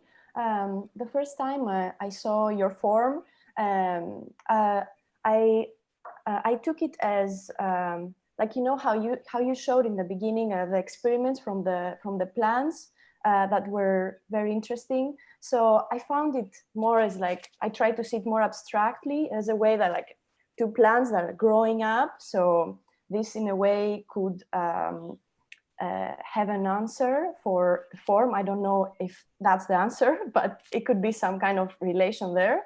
And then to what Livia was saying, how does this show, if that could be an idea, how does this show to the elevations of the buildings and also to the representation of the images that you're having, your renders, because the renders show, the renders give this feeling of very strict and very like strong buildings that stand there as a gate, whereas inside is like farming. So, and again, the glass, how do you treat that? I completely agree with these comments and how the representation of your drawings could show what's like, even starting from that, you could think of the facade of these buildings in a different way, perhaps. Mm-hmm. And then another thing is the bridge, which I think is a very interesting point. And again, like thinking of these plants that grow, like one is shorter, one is taller, like incomplete, they may continue grow, I don't know. But then you have this bridge that, what is the materiality of the bridge? I'm thinking, what is the materiality of this bridge different from these vertical elements, and how could this, again, thinking of facade and thinking of materials on the exterior, how could this be? Because you said there is a gallery, I think, in there, in the bridge. Yeah, how does this function show to your building?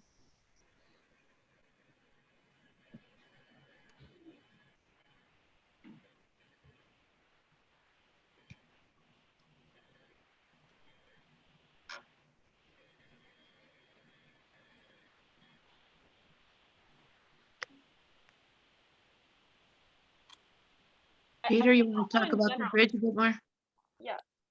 Yeah, I think those comments, just to quickly follow up before you launch into the explanation, is I do think that there's been a couple decisions that you made when you presented the project. I found that it was quite it felt like a very fast transition from your research into the design. And I think that there could be a little bit more diagramming or a little bit more explanation for how you came to the final form. For example, why is one tower shorter? Why is it that height? I think questions, I think really simply, even just for your portfolio, is to have some of these things, because, towers are also designed for efficiency to some extent, right? And so is that, what's sort of pushing your design? Is it actually to produce an icon as a sort of future icon for, a different kind of economy in this place? Is it for, is it towards efficiency for some other programs about the farming, for example? And so I think even like the description of the twisting, I think some of these decisions need to be kind of unpacked further. I think just following up on that last comment. So maybe you could help us understand that a little bit more. In terms of the form and like how we got to that, we started off with specific types of programs, and because we started off with certain programs, and we decided to rotate each program to create different spaces between each other and like how they intersect. And based on the rotation and intersection, it creates the form of slowly spiraling, rotating, as it creates those weird or different height spaces and gaps and voids. So that's the start of how we actually started with the form. Unfortunately, we do have models. I mean, we had models of the process of rotating and spiraling each component. However, we weren't able to document them due to this situation. But that's how we started off with the form and the spaces. So we had like a stacking, and then we slowly just rotate to see if there's any interesting spaces that based on the rotation and stack.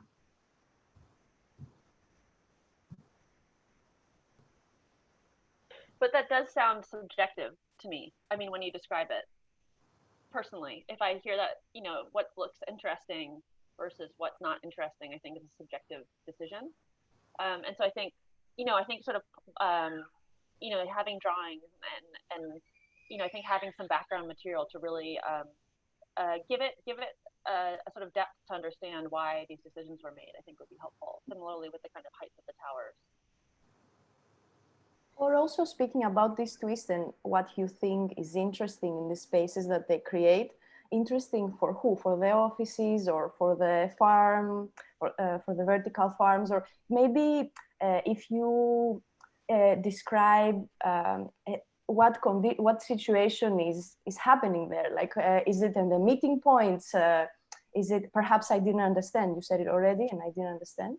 But yeah, so these moments that you turn, what's happening in these moments? Like, what is important for these moments?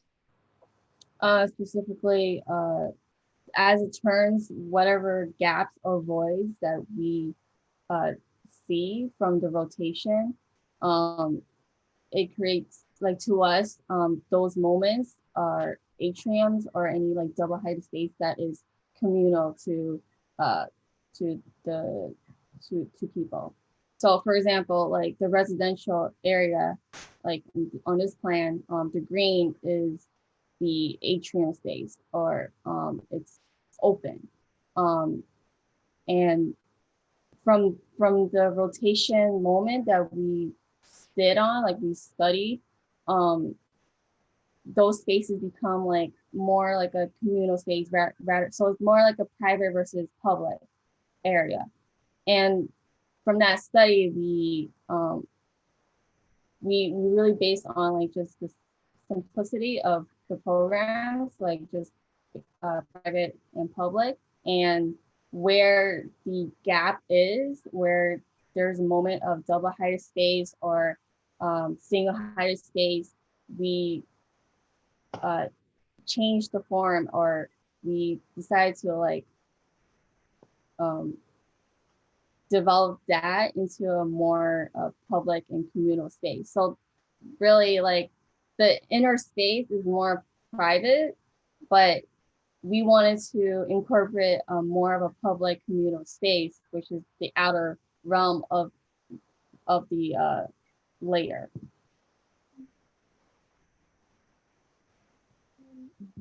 It's funny because I think in some ways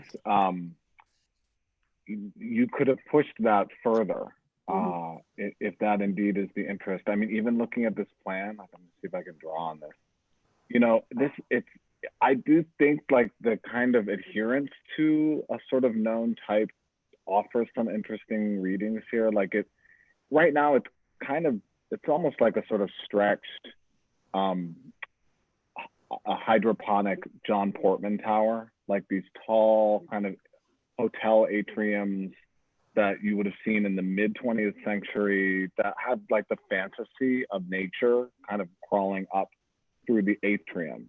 And so, I mean, I'm into the fact that you guys are into the atrium, but back to, I think what Tay was bringing up, I think like interrogating the type, the essential typological, sub-typological components of the tower could have offered some interesting pushing this concept a little bit more. Like you pushed the atrium a little bit, but you know, you could almost like pull that atrium into the tower, right?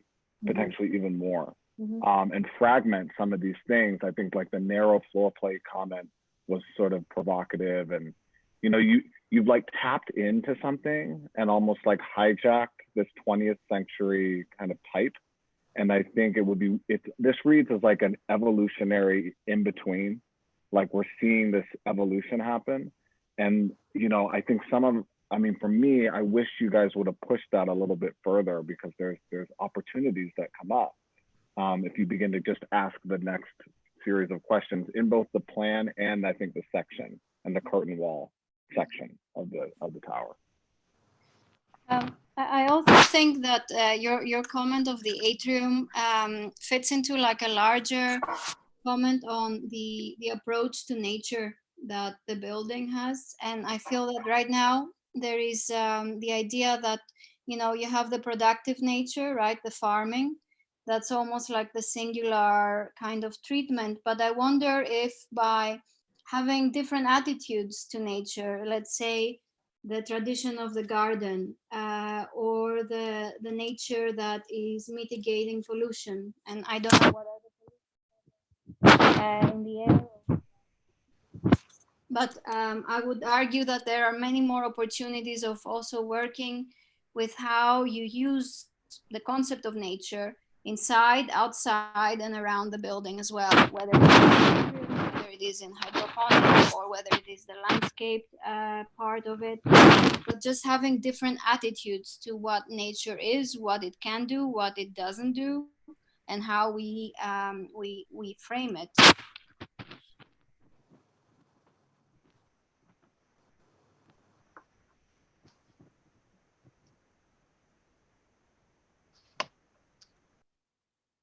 Yeah, there's some interesting things going on some of those roof facades that we didn't really get into. That maybe show some clues to these different potential attitudes towards nature.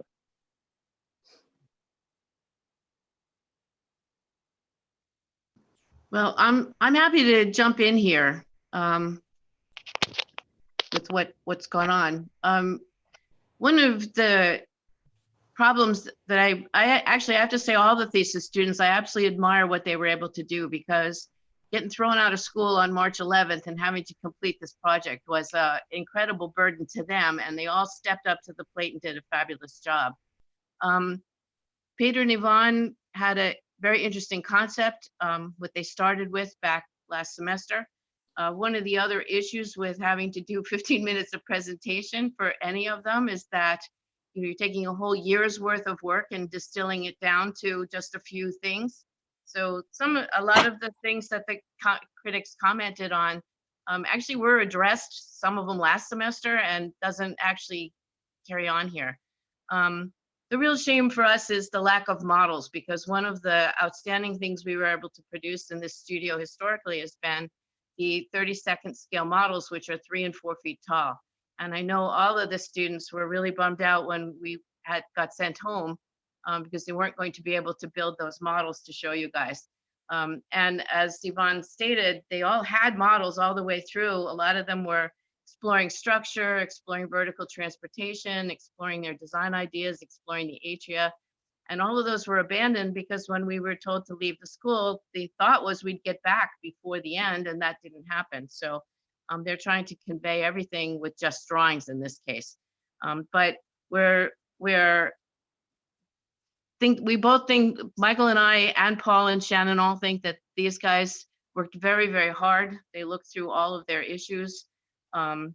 Yes, indeed, we'd all like another 3 months to go on and look at this and work more on the curtain wall and define some issues. But the idea that they took this incredibly complicated program, which was a requirement to do mixed use, and put it together this way and created such a really amazing structural system. And they looked at MEP. I mean, there's a whole lot of more of the technological issues in here than are necessarily presented.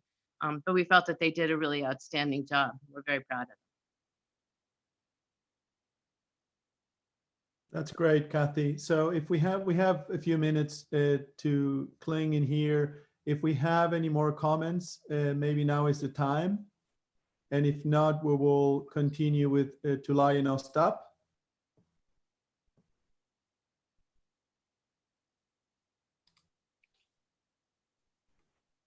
Okay. I mean, can I just say something hello? Yes, absolutely.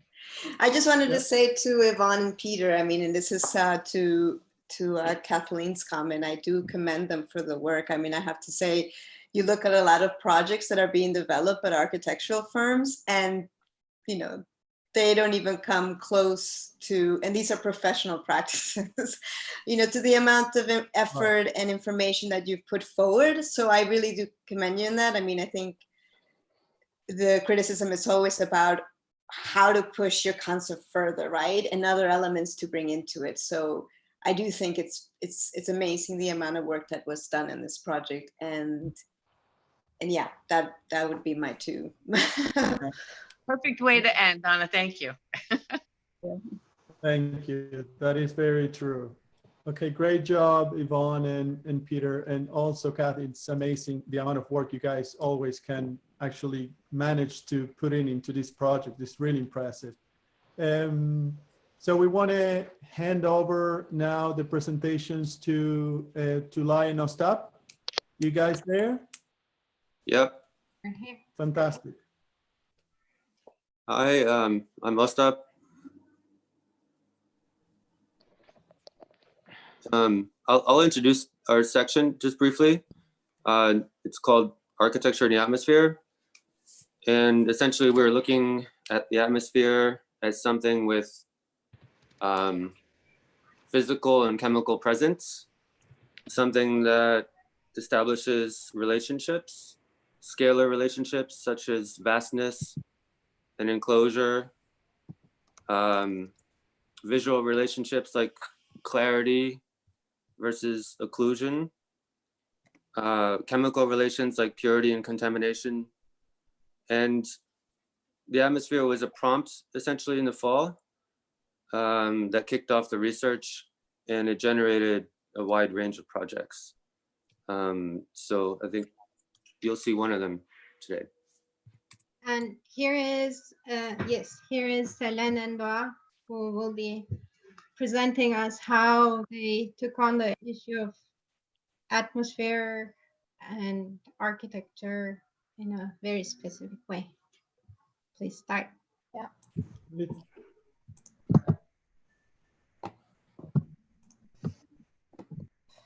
Hi, I'm Doga. I'm Selen. Our project is Still as Life, the Seed Archive. Still as Life is of stillness and passage of time. It is a continuous composition, an accumulation of rituals. Still in its both meanings is a part of Still as Life. Still as a static state and still as a state of existing. The stillness of buildings is activated through rituals. Rituals which are daily and mundane, as well as rare and occasional. As rituals exist in different tempos, the coexistence of short-term and long-term rituals make up the Still as Life. Still as Life exists simultaneously in the quick pace and the slow unfolding, and the fragment and in the whole, in the past and in the future. How can a built structure adapt to the seemingly conflicting sense of times and the rituals that activate them? So we began our inquiry by thinking of waste, a seeming end to the life of things. We looked at the infrastructure of trash, which is one of the most literal forms of waste, and we followed the life of trash by making a stop at every time in its motion and in stillness. We saw that trash is in constant motion, even when it's dormant. Its life consists of one long dormant phase and many shorter fragmented ones. The journey of trash starts when it leaves our homes. The trash holds a potential and has a value for people who encounter it. Landfills are the accumulation of that potential, and they receive trash until they're full. Even when trash is buried and still, its potential is still exerted as methane. The potential in the form of methane then becomes a part of the grid that supports urban life. The state of trash is not the end, but a process that holds potential within itself, feeding its own infrastructure. Simply, it is a loop. The whole infrastructure of trash is an extended threshold stretching from our homes to the landfill and back to our homes, where the potential is always in use. We define waste anything that is stored, held, emitting, or otherwise potent in its dormancy. Therefore, rather than seeing waste as a momentary condition, we started to see it as a timeline consisting of temporal phases.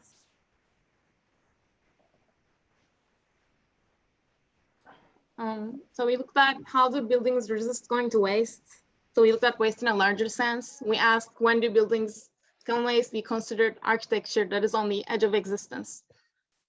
Safe rooms and shelters are built for houses under the threat of destruction. There are structural cores for taking refuge in the case of a tornado. These structures create a hierarchy as they are much more durable than the rest of the house. They are active seasonally, as the rest of the house is active daily. Therefore, the extension and location of their connection regulates how much the disaster is a part of daily life.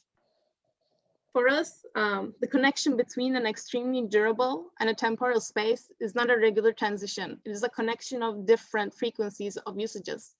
How we looked at the relationship of the structural core is, you see in these drawings, where that threshold is present. Is it inside the house or is it outside? How long is it visible? Look at those things here, which helped us redefine how we think of thresholds. And the transition, it is a transition between durabilities. As threshold refers to a momentary condition, such as an entrance, the transition between different durabilities refer to a thickened threshold. Therefore, the threshold that we refer to is more than a space, it is a ritual, a space embedded with time and action. And as the difference between these two spaces increase, such as the difference in temperature or a difference in frequency of usage, the threshold thickens. And like in this one, there's a very mundane and like frequent threshold that you would see, an entry to a store where you would take out your coat and step in. Or here is a house in Staten Island.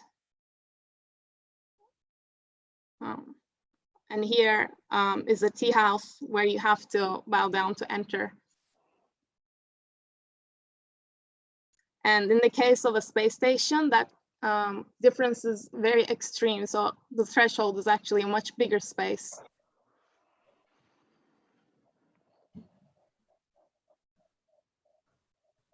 And in these models, we tried to combine the idea of a core and thickening the threshold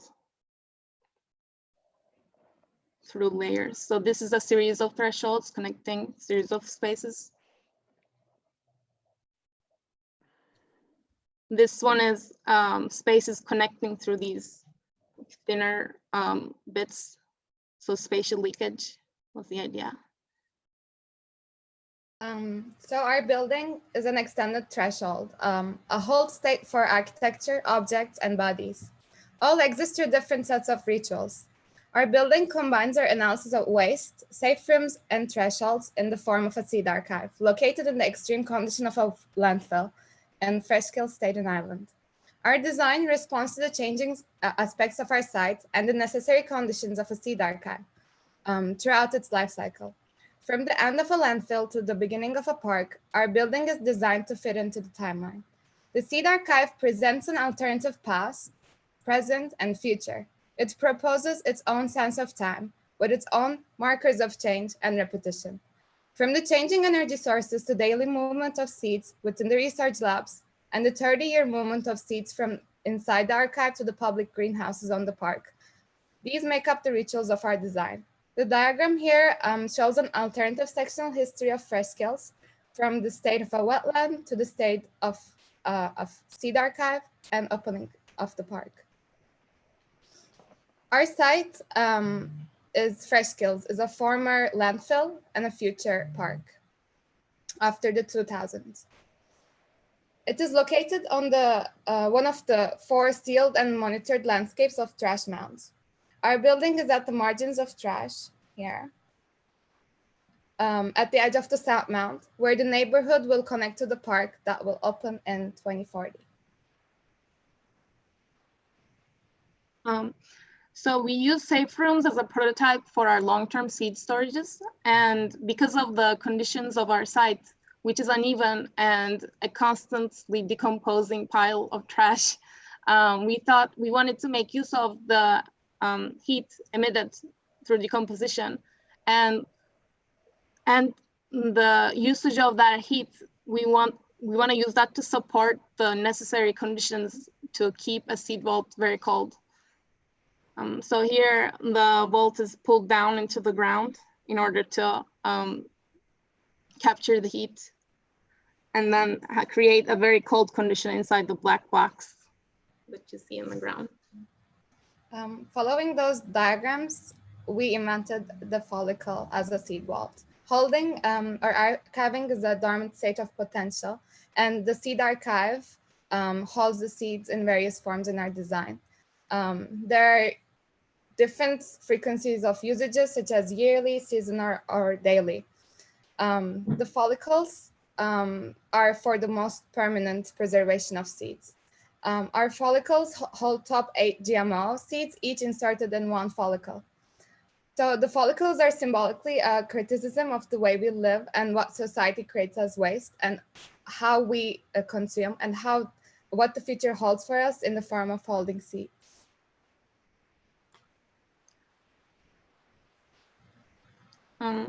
Because we have created this alternative history, we thought about how and when these follicles are placed in the ground. And here you see a brief history of that. Follicles are stainless steel column-like structures with a cavity along their spine and a seed storage, long-term seed storage at their bottoms. They're inserted before the trash mound is kept. And we put abundance of them to have a pre-existing conditions of possible growth for our future design. Again, because of the limited window we had to place a structure inside the ground, we have designed the follicle, and our building comes in the form of these compartments that are spatial structures in the form of trusses. And each of them are either balanced in between 2 follicles or a follicle and an anchor, which anchors can come later as a later condition, as they do not penetrate the ground as much, and they give us the flexibility to balance the compartment in any direction we would like the design to be.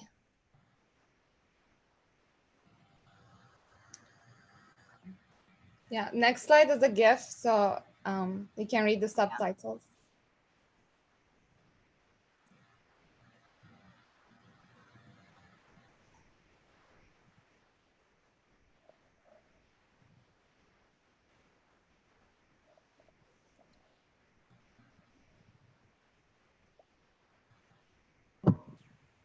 The GIF is not working.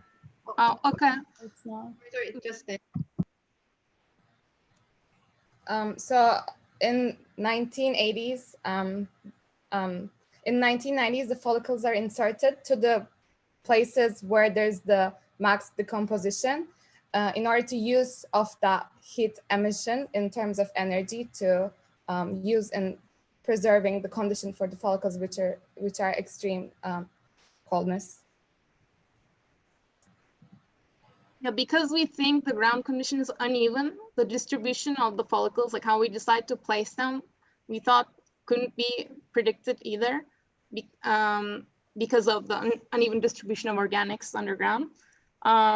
Here you see the follicle plan with the ones that are part of our building and the ones that are not, but they may in the future. Here's the entry-level plan. Like, as you can see, our building touches the ground minimally, and only 2 of the 5 compartments have access from the ground. So the public uses our building as a trespassage to get into the park, or they may use it as a stall space.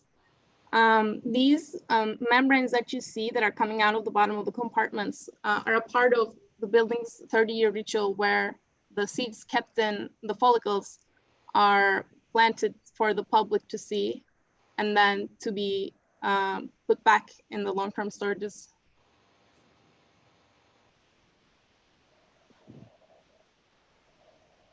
This is the entry dropping down. Public sees the structure as they pass near these anchors, which are the later elements that balance the building. So yeah, first floor plan. So around these follicles, you can see that the structure is exposed, and it's almost, it's a huge part of the space. After the most permanent kind of storage spaces, which are the follicles, those spaces are the secondary storage spaces for seasonal usages. And the spaces in between them, where you don't see the structure, are for the labs and daily usages. You can clearly see the separation between compartments, and they're attached through these literal threshold doors that allow for the ease of extending the building, which you see in dashed lines, where how we imagine the building growing over the pre-existing follicles. The following diagrams indicate each frequency of storage and their users. As Selen mentioned before, there are labs, which are the first type of storage for researchers.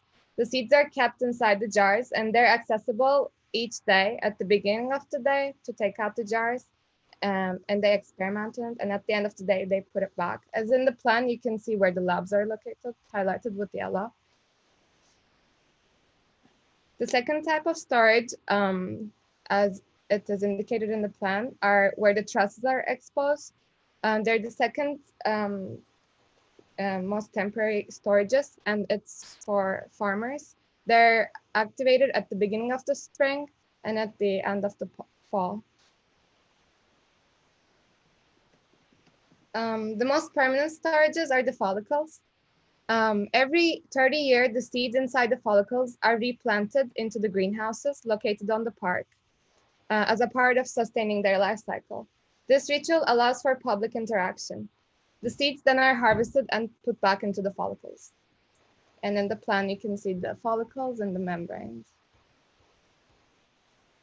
This cross-section cuts through the second most left compartment. The relationship of the follicle and the greenhouse is evident as the whole building compartment becomes a threshold for the ritual of planting seeds. It allows for the transition from the most permanent core here to the most temporal ceremony of planting seeds every 30 years. This is a render showing a researcher exiting the follicle and entering to the second most temporary storage, which is embedded between trusses. The long section, in the long section, the spaces in between the compartments is evident as they become the threshold that connects in these individual compartments into one hall. The yellow peaks outside as an indicator of that threshold moment. The anchors here, as you can see, they're similar to the follicles in form. Just like the rituals of replanting the seed, the anchors inform the public about the building's long-term relationship with the ground as they constantly extract force from the ground. And this is a moment in between two compartments as that threshold moment thickens and forms a balcony. This cross-section is for the most left compartment, and it reveals the relationship of the building with the park, as this end of the building is anchored to the ground with this anchor. The other side of the building that is facing the park is lifted off the ground. Therefore, it forms this acute angle that invites the public to the park.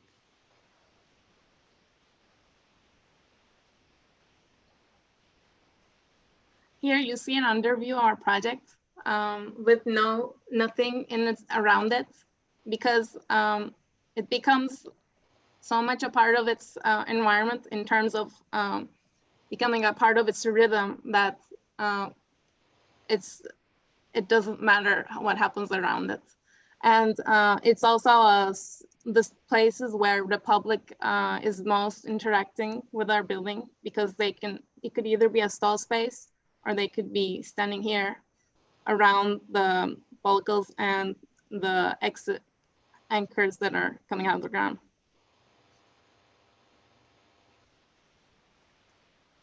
And our project proposes a new way of sustaining life and asks, how can a building house rituals that blur the distinction between architecture and its environment? Thank you.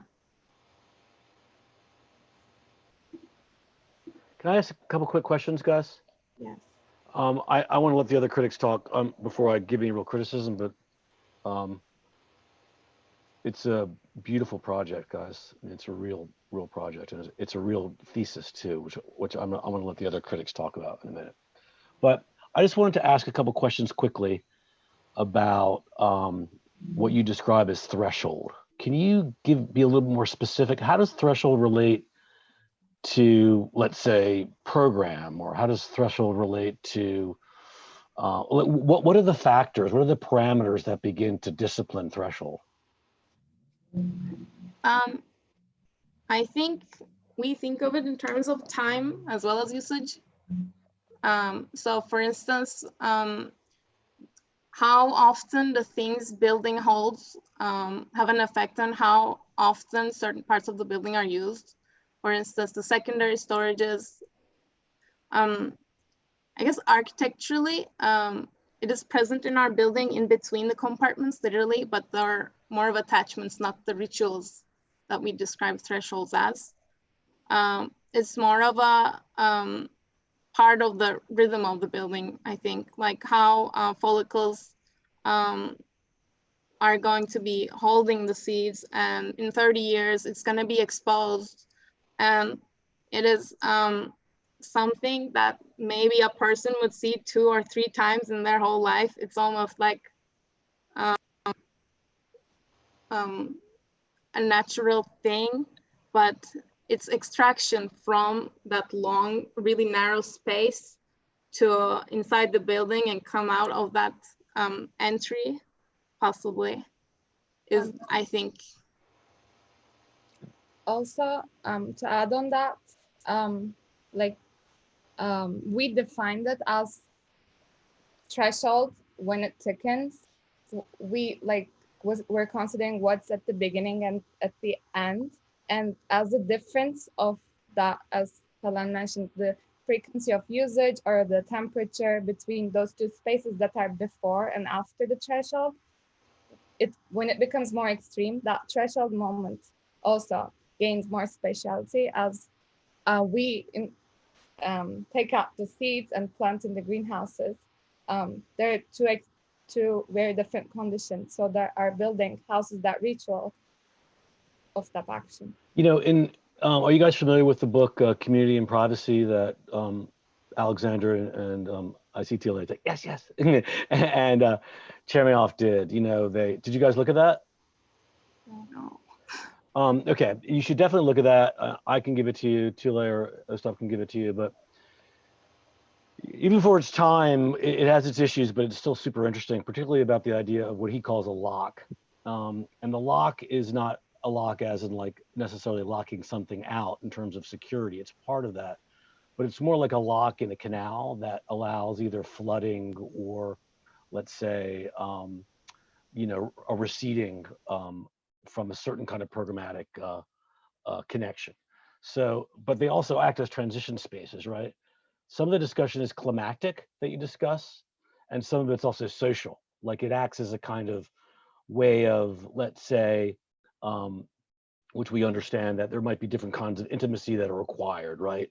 Where you might desire certain kind of spaces for respite or privacy. But within that too, in terms of the climatic discussions, there's ideas that, let's say, for instance, you know, as you, in your diagram of the car, as you move inside, you begin to shed your clothes, right? So the thresholds might also have to do with how you're actually presenting your body, right? Like you could be in a space that is climatically very comfortable and, you know, walking around in, you know, shorts or whatever it might be, right? So I think you guys could do better with describing that, because I think the project is very sophisticated in how it's starting to work that way. I'm assuming that those yellow zones that you showed in one of the sections were those kind of beginnings of the kind of buffer, threshold, transition space, right? All the things that you're discussing. Anyway, I'll double back. I want to let the other critics talk for a while. I just quickly would like to introduce our new addition to this conversation, which is Pratt Professor Christian Lynch and our department chair, Erika Hinrich.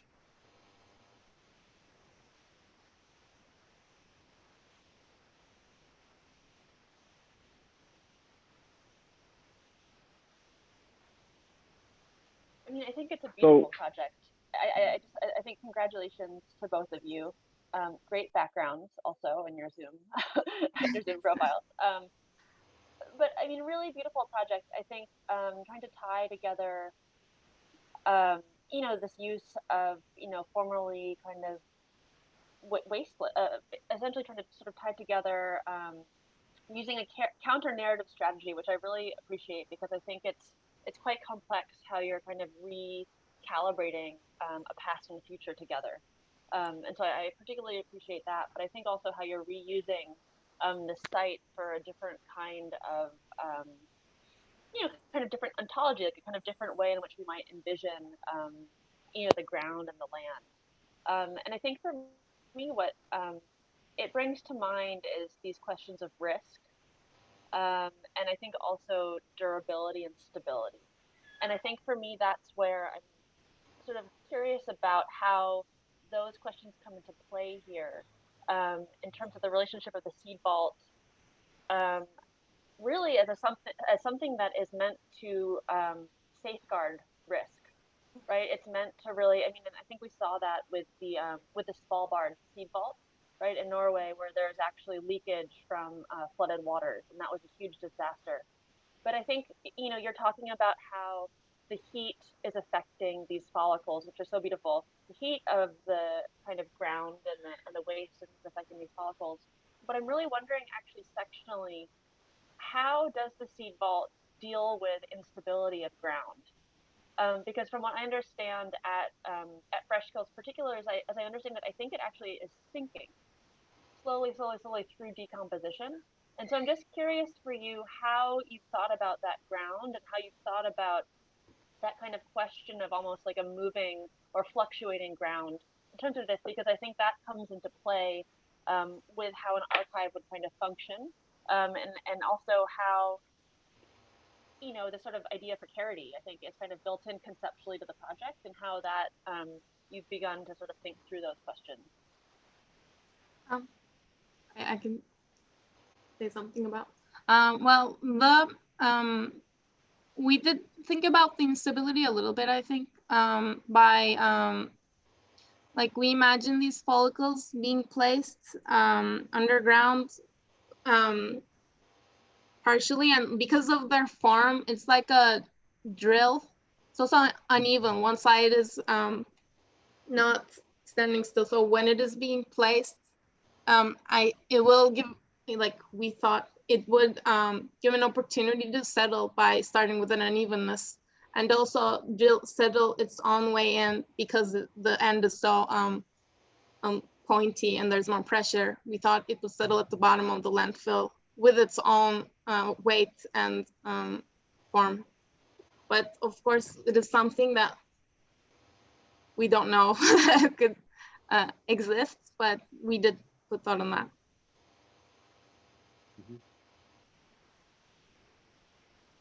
Is there a way to see can I see the plan view? Because I think this also follows up on that question of stability. I noticed that the placement of the follicles, right? Was there a grid that you were thinking about working with? We thought about it, but we decided to put them unevenly because it reflects how uneven and heterogeneous the underground is, basically, because it is not an even distribution of materials under there.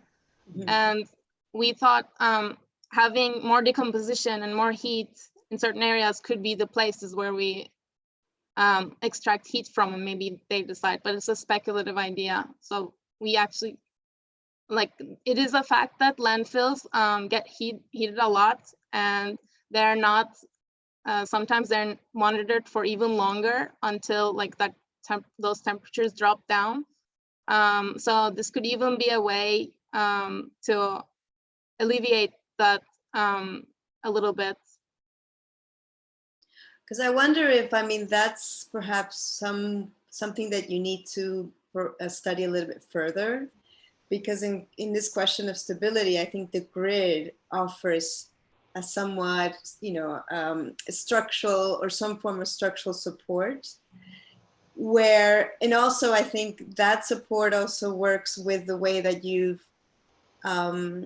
distributed a lot of the plan, right? So at the moment, I mean, to follow up with everybody has said before, it's an amazing project. They're beautiful drawings and such. And now I guess what I want to understand is why you've chosen to have this relationship of these follicles with the plant that we're looking at. How do they take off from one another? And I guess that goes to the question of the grid, right? And the stability. And I want to understand a little bit more, because I'm not quite sure if they're working very well together just yet because of that question. So if you can maybe tell me a little bit more about that and why you've selected this sort of formal representation. Like dispersing them. I think. I mean, with the plan, really. I'm trying to understand why the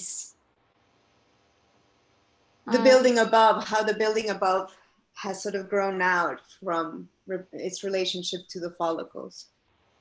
I think, you mean the spaces above? Yes. Oh, okay. I think we gave some thought to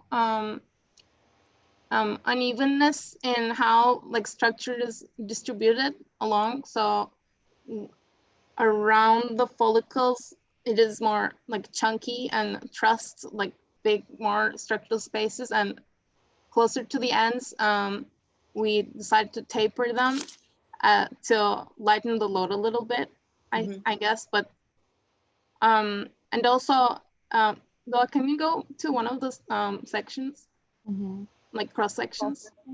Like massing wise too, we think of this as an entry to the park. So this, we wanted the ends that are looking at the park to be, what do you call it? Like lifted up more. So that was one decision we thought about. And like we thought about how the anchor would be connected, because these long cantilevers, like the string is going to the end of the cantilever over there. So it's almost like you replace the leg from that side and like put it at the entry. Anchor like becomes that. So I think it came a lot from how we thought these things could stand, and how what did, like massing wise, what does this building do for the park? Which was more of a sectional exploration. Yeah. I think it's oh, go ahead. I was just gonna, maybe piggybacking on that last comment. I'm curious about your attitude about the ground. I mean, obviously this project is of the ground, literally the follicles going into the ground itself. And yet the project itself, or the spaces between ground and the underbelly of your building, really don't seem to be as focused upon, I suppose, in section. The spaces under there seem to be leftover spaces somewhat. So I'm curious about, one, your attitude. And then there's other moments where, it looks like in this section, that yellow part where it looks like there's a theater or a seating area, you kind of create a new ground in some ways that follows the terrain. So, I mean, I guess my question really is, what is your attitude about the ground in relation to the project? And then maybe thinking about the last question, maybe those spaces, like you were saying that you were thinking about maybe reducing the profile on one side when it faces the park. I'm really more curious about the in-between spaces between these different enclosures. So maybe the in-between spaces between the underbelly and the ground, and the in-between spaces between the building and the other building. Yeah, I think we have definitely a more like clear approach in how we decide compartments come together that you see in long section. And the skin changes the underside of the building and in between these spaces, they become spaces for the researchers, such as a balcony or a very prominent like separation where the ceiling height is also a lot more for the people passing under. But the relationship of the underbelly and the ground, I think we didn't, I don't think we designed it enough, but we also see that space as a very minimal space too, like minimal in terms of how much you like change the ground. Yeah. I mean, I guess the question was really more, I mean, it's a beautiful project. I just want to say that before I keep going on with this. Very accomplished. The sections are amazing. I was telling your professor is mesmerizing in some sense. I can just kind of work through this section, but I'm just wondering about your attitude about the landscape itself, because it comes to mind like maybe Niemeyer's project at Brasilia, where the palace actually comes down. Heavy building, but it comes down ever so delicately on the landscape, this kind of respect for the landscape. And I'm wondering if that kind of may have played into your ideas about how it actually touches the ground. I think it would have been nice. Yeah, and I guess I can kind of piggyback here too. I mean, I think that Christian really sort of zeroed in on almost exactly the language I was going to now interrogate on, and that you're clearly aware of. And I agree that the project is just so incredibly sophisticated on so many levels, on a sort of disciplinary level, on a performative programmatic level, and on an architectonic level, that I think all of us jurors are just sort of delighted to let it wash over us and kind of take it in. And I think that I agree with Christian's sort of reading that you're really producing a new ground. And I appreciate that in the sense that you've taken a contemporary position or attitude or status of the ground and allowed that to permeate your entire thinking about architecture and how to even treat architecture through that lens, or how and also on bodies, right? Like Lawrence was saying, that you've kind of transcended the concept to then apply to sort of a performance and a ritual and how we might behave in space. So the ideas of the ground kind of permeate all these different facets. And yet, what Christian is bringing up is that there does, and Tay, I think, and Alba as well, there does seem to be still this maintenance that architecture and ground are sort of separate things. And I find that interesting. I don't necessarily think it's a problem, because I appreciate, again, the sophistication as to how the ground is the medium by which we can begin to re-understand architecture and kind of manipulate it. However, I do think you then start to open up some tricky things that I agree have not fully been resolved potentially, as to how then architecture, this thing that is still separate from the ground, which is a position, because I think you could have maybe embraced in some aspects, let's say the materiality, as perhaps somehow an extension of the ground, which is this contingent thing. So I do think that, like, fine, architecture is still this thing that sort of sits in or on top of or engages with the ground as earth. But in that sense, I find some of the kind of tectonic decisions and maybe even some of the material decisions perhaps a little bit wanting still of a kind of position, maybe materially. Do they decompose? You know, what is the thing made of, right? I think that's at stake here.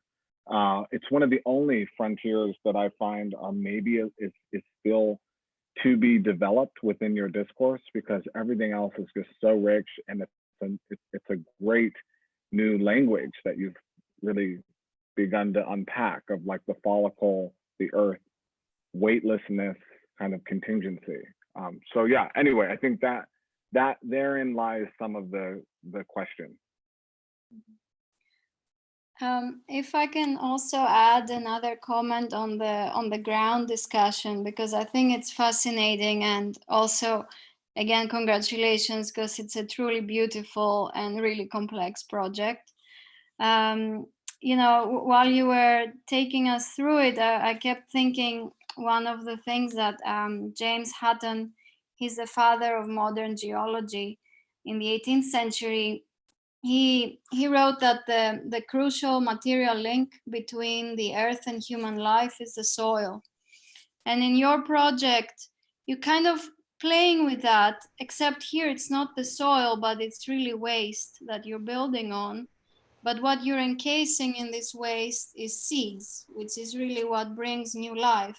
So, you know, you're taking that definition and you're kind of bringing it to contemporary times, right? So I really, really love what the project does in so many levels. So for me, you know, kind of to add to the previous questions by Christian and Jerome, you know, how do we define this ground? I think is very much also part of the critique on culture that the project also offers. One thing that I really appreciated in your earlier models, your really beautiful study models, is that you play a lot with layering, and you spoke about the threshold. And I think, yeah, this one, and I think there was another one. Yeah, this one, the previous one, yeah. And I think there's something really about this layering that is missing somehow in the final project, which would be nice to bring back. So, and your program really lends to it, because you're talking also about different temperature variations, right? And rooms that have to have different temperatures. So I wonder if this kind of this layering, you know, from warmer to colder temperatures could be achieved, you know, more also sectionally in the final project. So there is, you know, there's that, but then there's also the kind of the stratification that the project does on the vertical axis as you go into the ground with the follicles. And I wonder when you're in them, you know, is there like, is the space meant to be experienced as a just a vertical shaft, or can there be some kind of experience of the strata, or, you know, like really make that space somewhat follow the language of, you know, the ground, and going deeper, and what kind of new information it gives us. So, you know, I would push that kind of layering technique that you've sort of invented in your earlier models as well.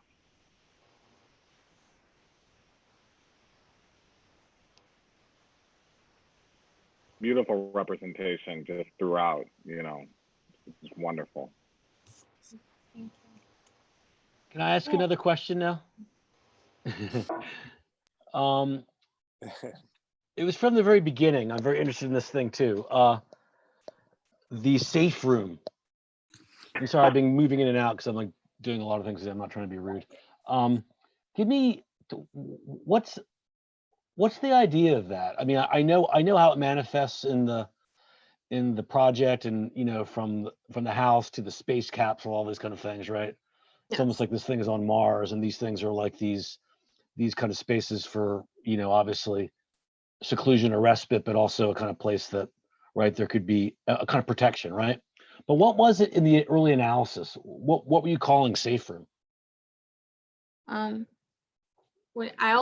think we always called it safe rooms, but how it connects to the spaces around that these other materials was important because one of them is an ultimate interior where even if the rest of the house disappears, the other one always stays in.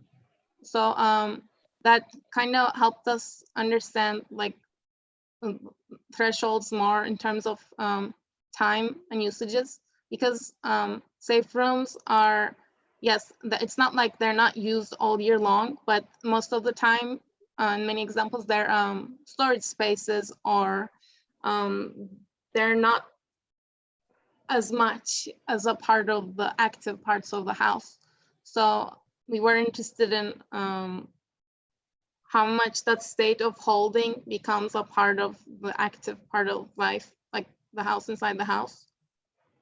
I think it helps us do that transition. And if you go to the next one though, like there's, I think this one too, you replace it, it's even less used, but then this one helped us more switch to the idea of a threshold as a ritual too, because then you have this process of going inside, you have to be in there if there's an emergency, but this whole path becomes your entry. I mean, I think it's interesting, some of the comments, I don't want to reiterate it, but I think it's important. The coup we're bringing about the ground is really a big part of the provocation. Because the question is, and that was when you first showed the space station in the early analysis, I'm like, why are they showing this? Now I understand clearly. Because the thing is like a probe. You know, it's coming in, it's kind of probing, but it's also starting to use this kind of, you know, regenerative, or, you know, as we know, the landfill is this whole other animal. Yeah. To kind of become a nest, right? To produce new life. And so there is a weird, I mean, you guys haven't really talked about it this way, but, and I think that's also where you're getting the comments about the grid, or like, you know, what Wright did at, you know, the Imperial Palace, where he floats the building on piers, right? To deal with the kind of seismic issues, right? The building's a raft, right? That's a very pragmatic way of dealing with the land, but it worked, right? So this is a little different though. It's kind of like, to me, it's more like you're like an insect planting eggs, you know, in the ground. And so I don't know, I think this is interesting, and it goes back to the larger idea of, again, what is the threshold? Is this thing in itself, right? And the idea of the safe room, is this thing in itself that thing, right? And it still is alien in a way to the landscape, and it tries to kind of co-opt the landscape, appropriate it, right? Or is there a more kind of symbiotic it is symbiotic, but a much more kind of anchored relationship to the land, or a way of exposing, as some of the critics have talked about, the artificiality of that land, right?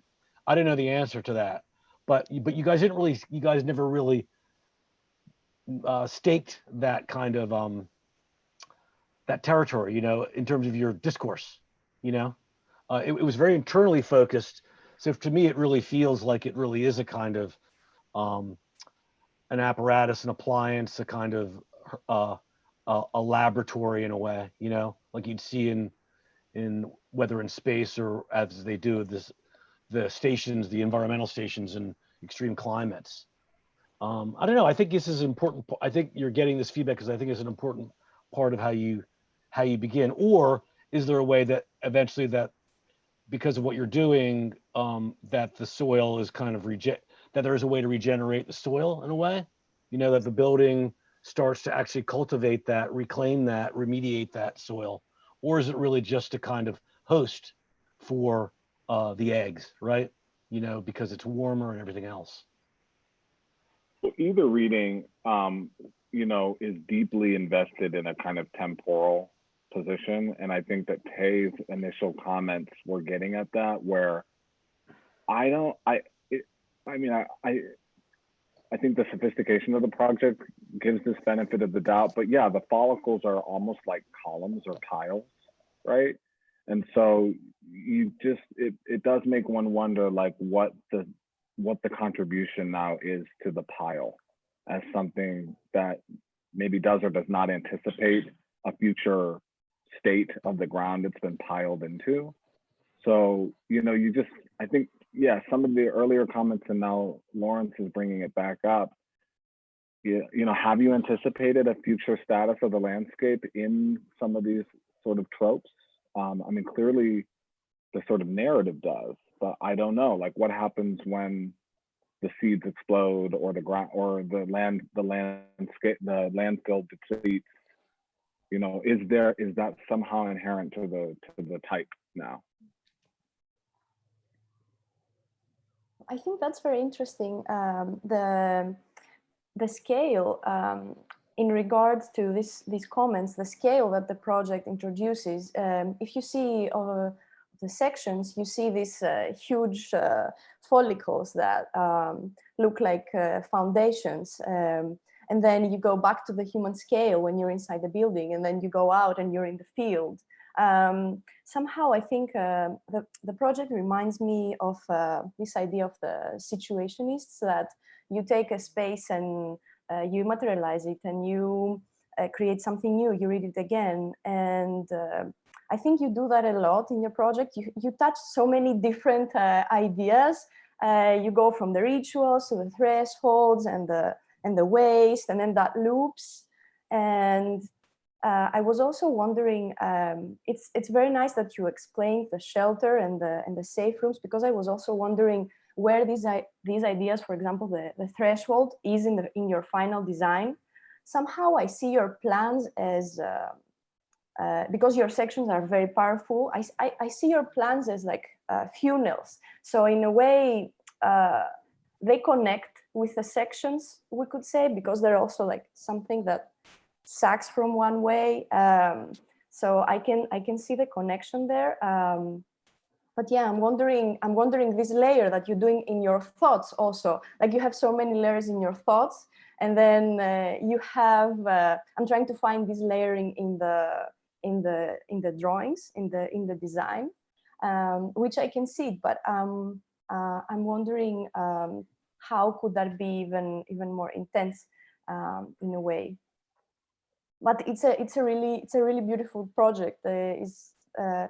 Your narrative is really fantastic, and thinking of the waste and how that creates a loop. I think it's very beautiful.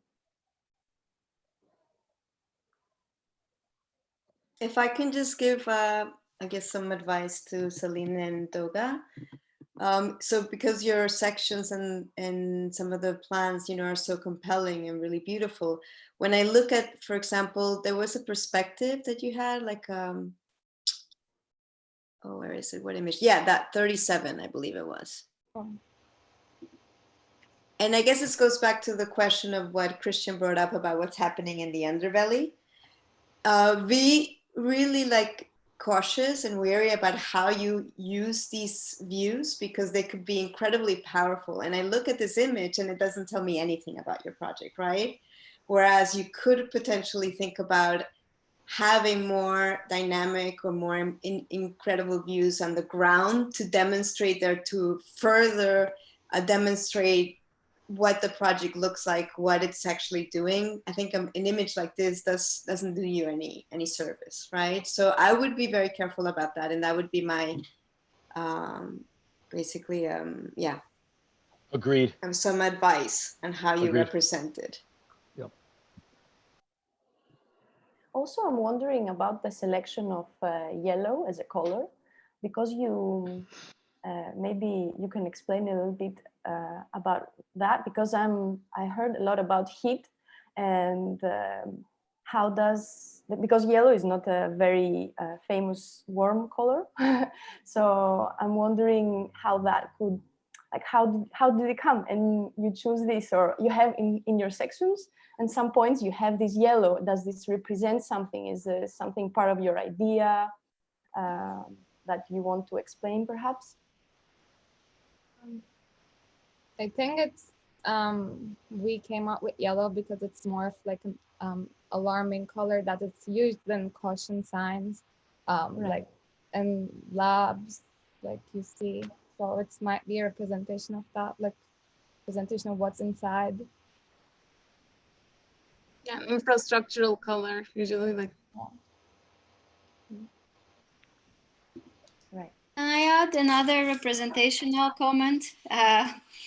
If you go to your very first slide, I was struck that you're starting with a still life painting, right? And I wonder, because still life also has a very long tradition as a means of representation. And I wonder if there are some of the affects of still life that you could also bring into your drawings, or maybe a new set of drawings, perhaps. You've done a beautiful set of the architectural drawings. Your plans and sections are really, really fantastic. But I wonder if there could be now, because you're in such a good place, and why not keep drawing, right? It seems like you're having fun. But I would say, why not start bringing now some of the techniques from the still life and see how you could apply them also to drawing, or all these temporalities, from the decay, which, you see in some still life paintings, the fruit that are going, from ripe to rotten. I don't know. I wonder if some of the processes that are happening in the building could almost be drawn as a still life as well. Thank you.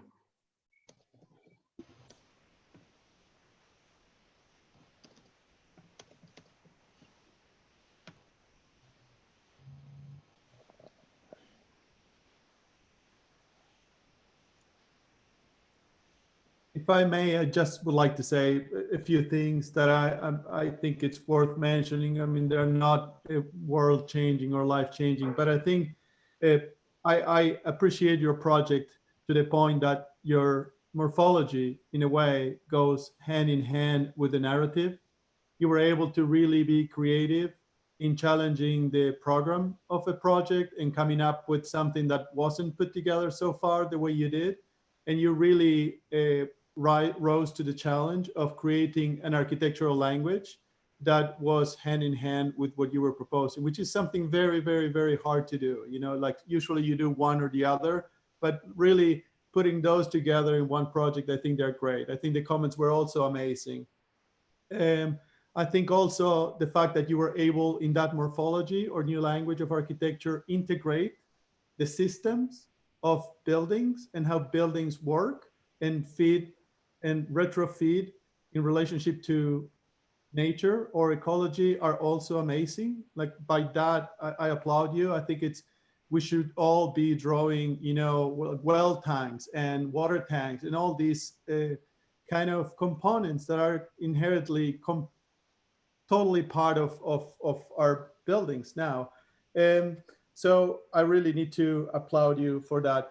One thing that maybe it's worth thinking, and I'm not going to ask for an answer from you guys, but I wish maybe your project stated it somewhere that you can actually plan the underground and therefore use it to your advantage to future new settlements, because you're right now working with its existing, and that's why these capillars are kind of set randomly. And going back to Anna's kind of wish for a grid on how things are organized, maybe I started to think, why not actually planning the underground first, so you can actually plan the above ground second.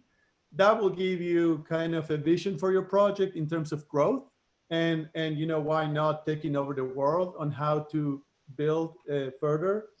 And then the last comment I have is maybe what happens when that trash kind of gets recycled into other life forms, right? It's not just humans, but you have all sort of sets of other life entities that start playing a role in your building maybe, and how to be a little bit less or more concealing with these other life forms. Like what happens if your building is next to a forest or big rooted trees or water ponds or underground water tables, like how are all these different components start playing a role in your section. So I don't want to take any more time from other crits, but I thought it was worth maybe mentioning to you guys. But terrific job.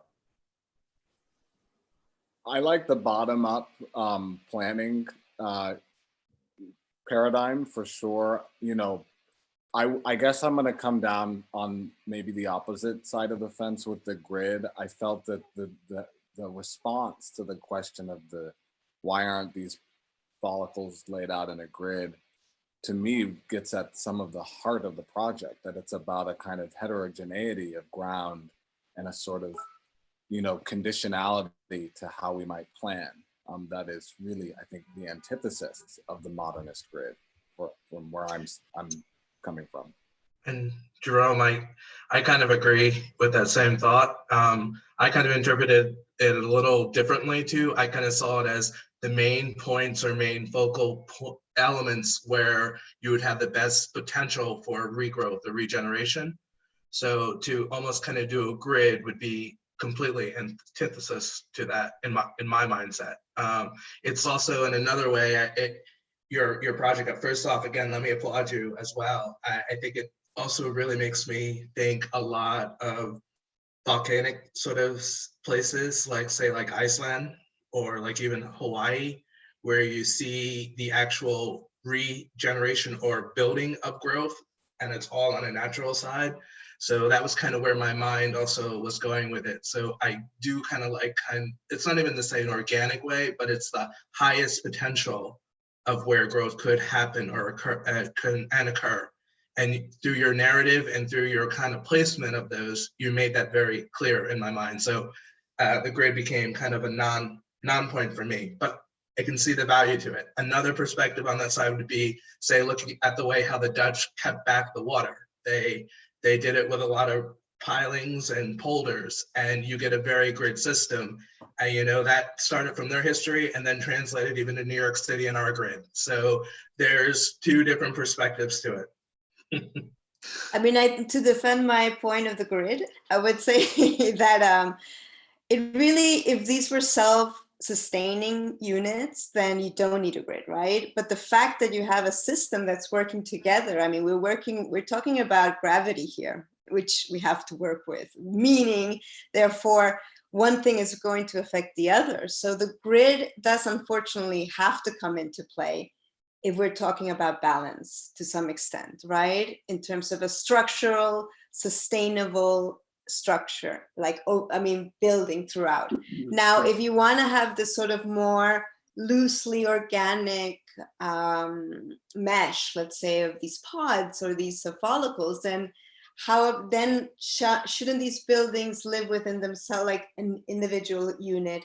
And then there's another unit that works here and another unit that works there. I think this is where the conflict comes in, and it's something to think about, because, you know, you can't, unfortunately, it would be wonderful, yes, to have it as it's been done in that respect. But when you start to connect these other volumes, you start to have an issue, I think. Absolutely. Of a realistic approach to what it could actually. And I kind of was using that antithesis comment as a provocation, because I think that your initial comment really opened up that discussion, and about hierarchy within the grid, right? And sort of positionality.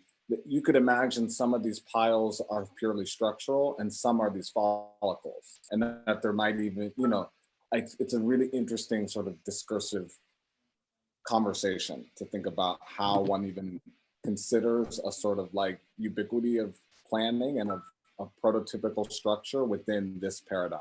Absolutely.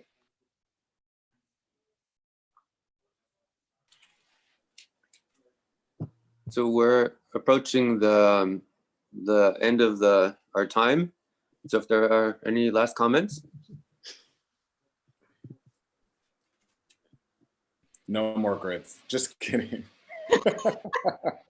Fantastic work, you guys. Okay. Can we say something also?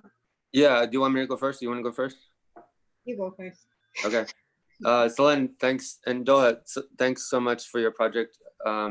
It's been a real pleasure working with you. You've been super productive, and it's amazing the kind of the vast territory you've covered, from marbling to Roman baths to the downtown athletic club, et cetera, and just to see how it germinated in your project, and you kind of pulled it together at the very end into this amazing presentation and project. And I appreciate the kind of commentary it generated, especially about the ground condition. You know, the fact that you cited it on a landfill, which is, you know, a wasteland, a toxic environment, and you're, you know, positioning in relation to the ground as a proposal that, you know, we can do other things than just turn these places into parks, that we can actually imagine an architecture that can actually work in these places. So I just appreciate the kind of depth and the layers that you incorporated into your project. It's really amazing. Thank you. And I just want to thank you as well. It's been a great pleasure working with you and seeing this project develop in all sorts of very fast trajectories that you all managed to bring back together into a very coherent, very synthetic, very analytical storyline also. I mean, very analytical presentation at the end. And I just want to say, like, Lydia Senegola sent me a note saying you should turn this into, you should write some kind of story about the project. It's so rich. And she also already said you should keep drawing. So it seems like you're enjoying. So like, keep that in mind. This really is the kind of project you can work for. This is a very good project to end your studies with, because there's so much to think about and so much to take further in here. And the quality and the level of the conversation that this has generated is really amazing, and that attests to the quality of your work as well. And on that note, I want to thank everyone. Eva, you already wrote thank you for your time and comments, everybody. And I second Eva again. A big congratulations to all of our students who did amazing work despite the circumstances. We're so proud of you. Completely agree. Thank you, everyone, again. Thank you for your guys comments. so much. Thank you very much. Amazing project. Pleasure. Thank you. Great work. Thank you. Bye. Bye. Bye. Bye.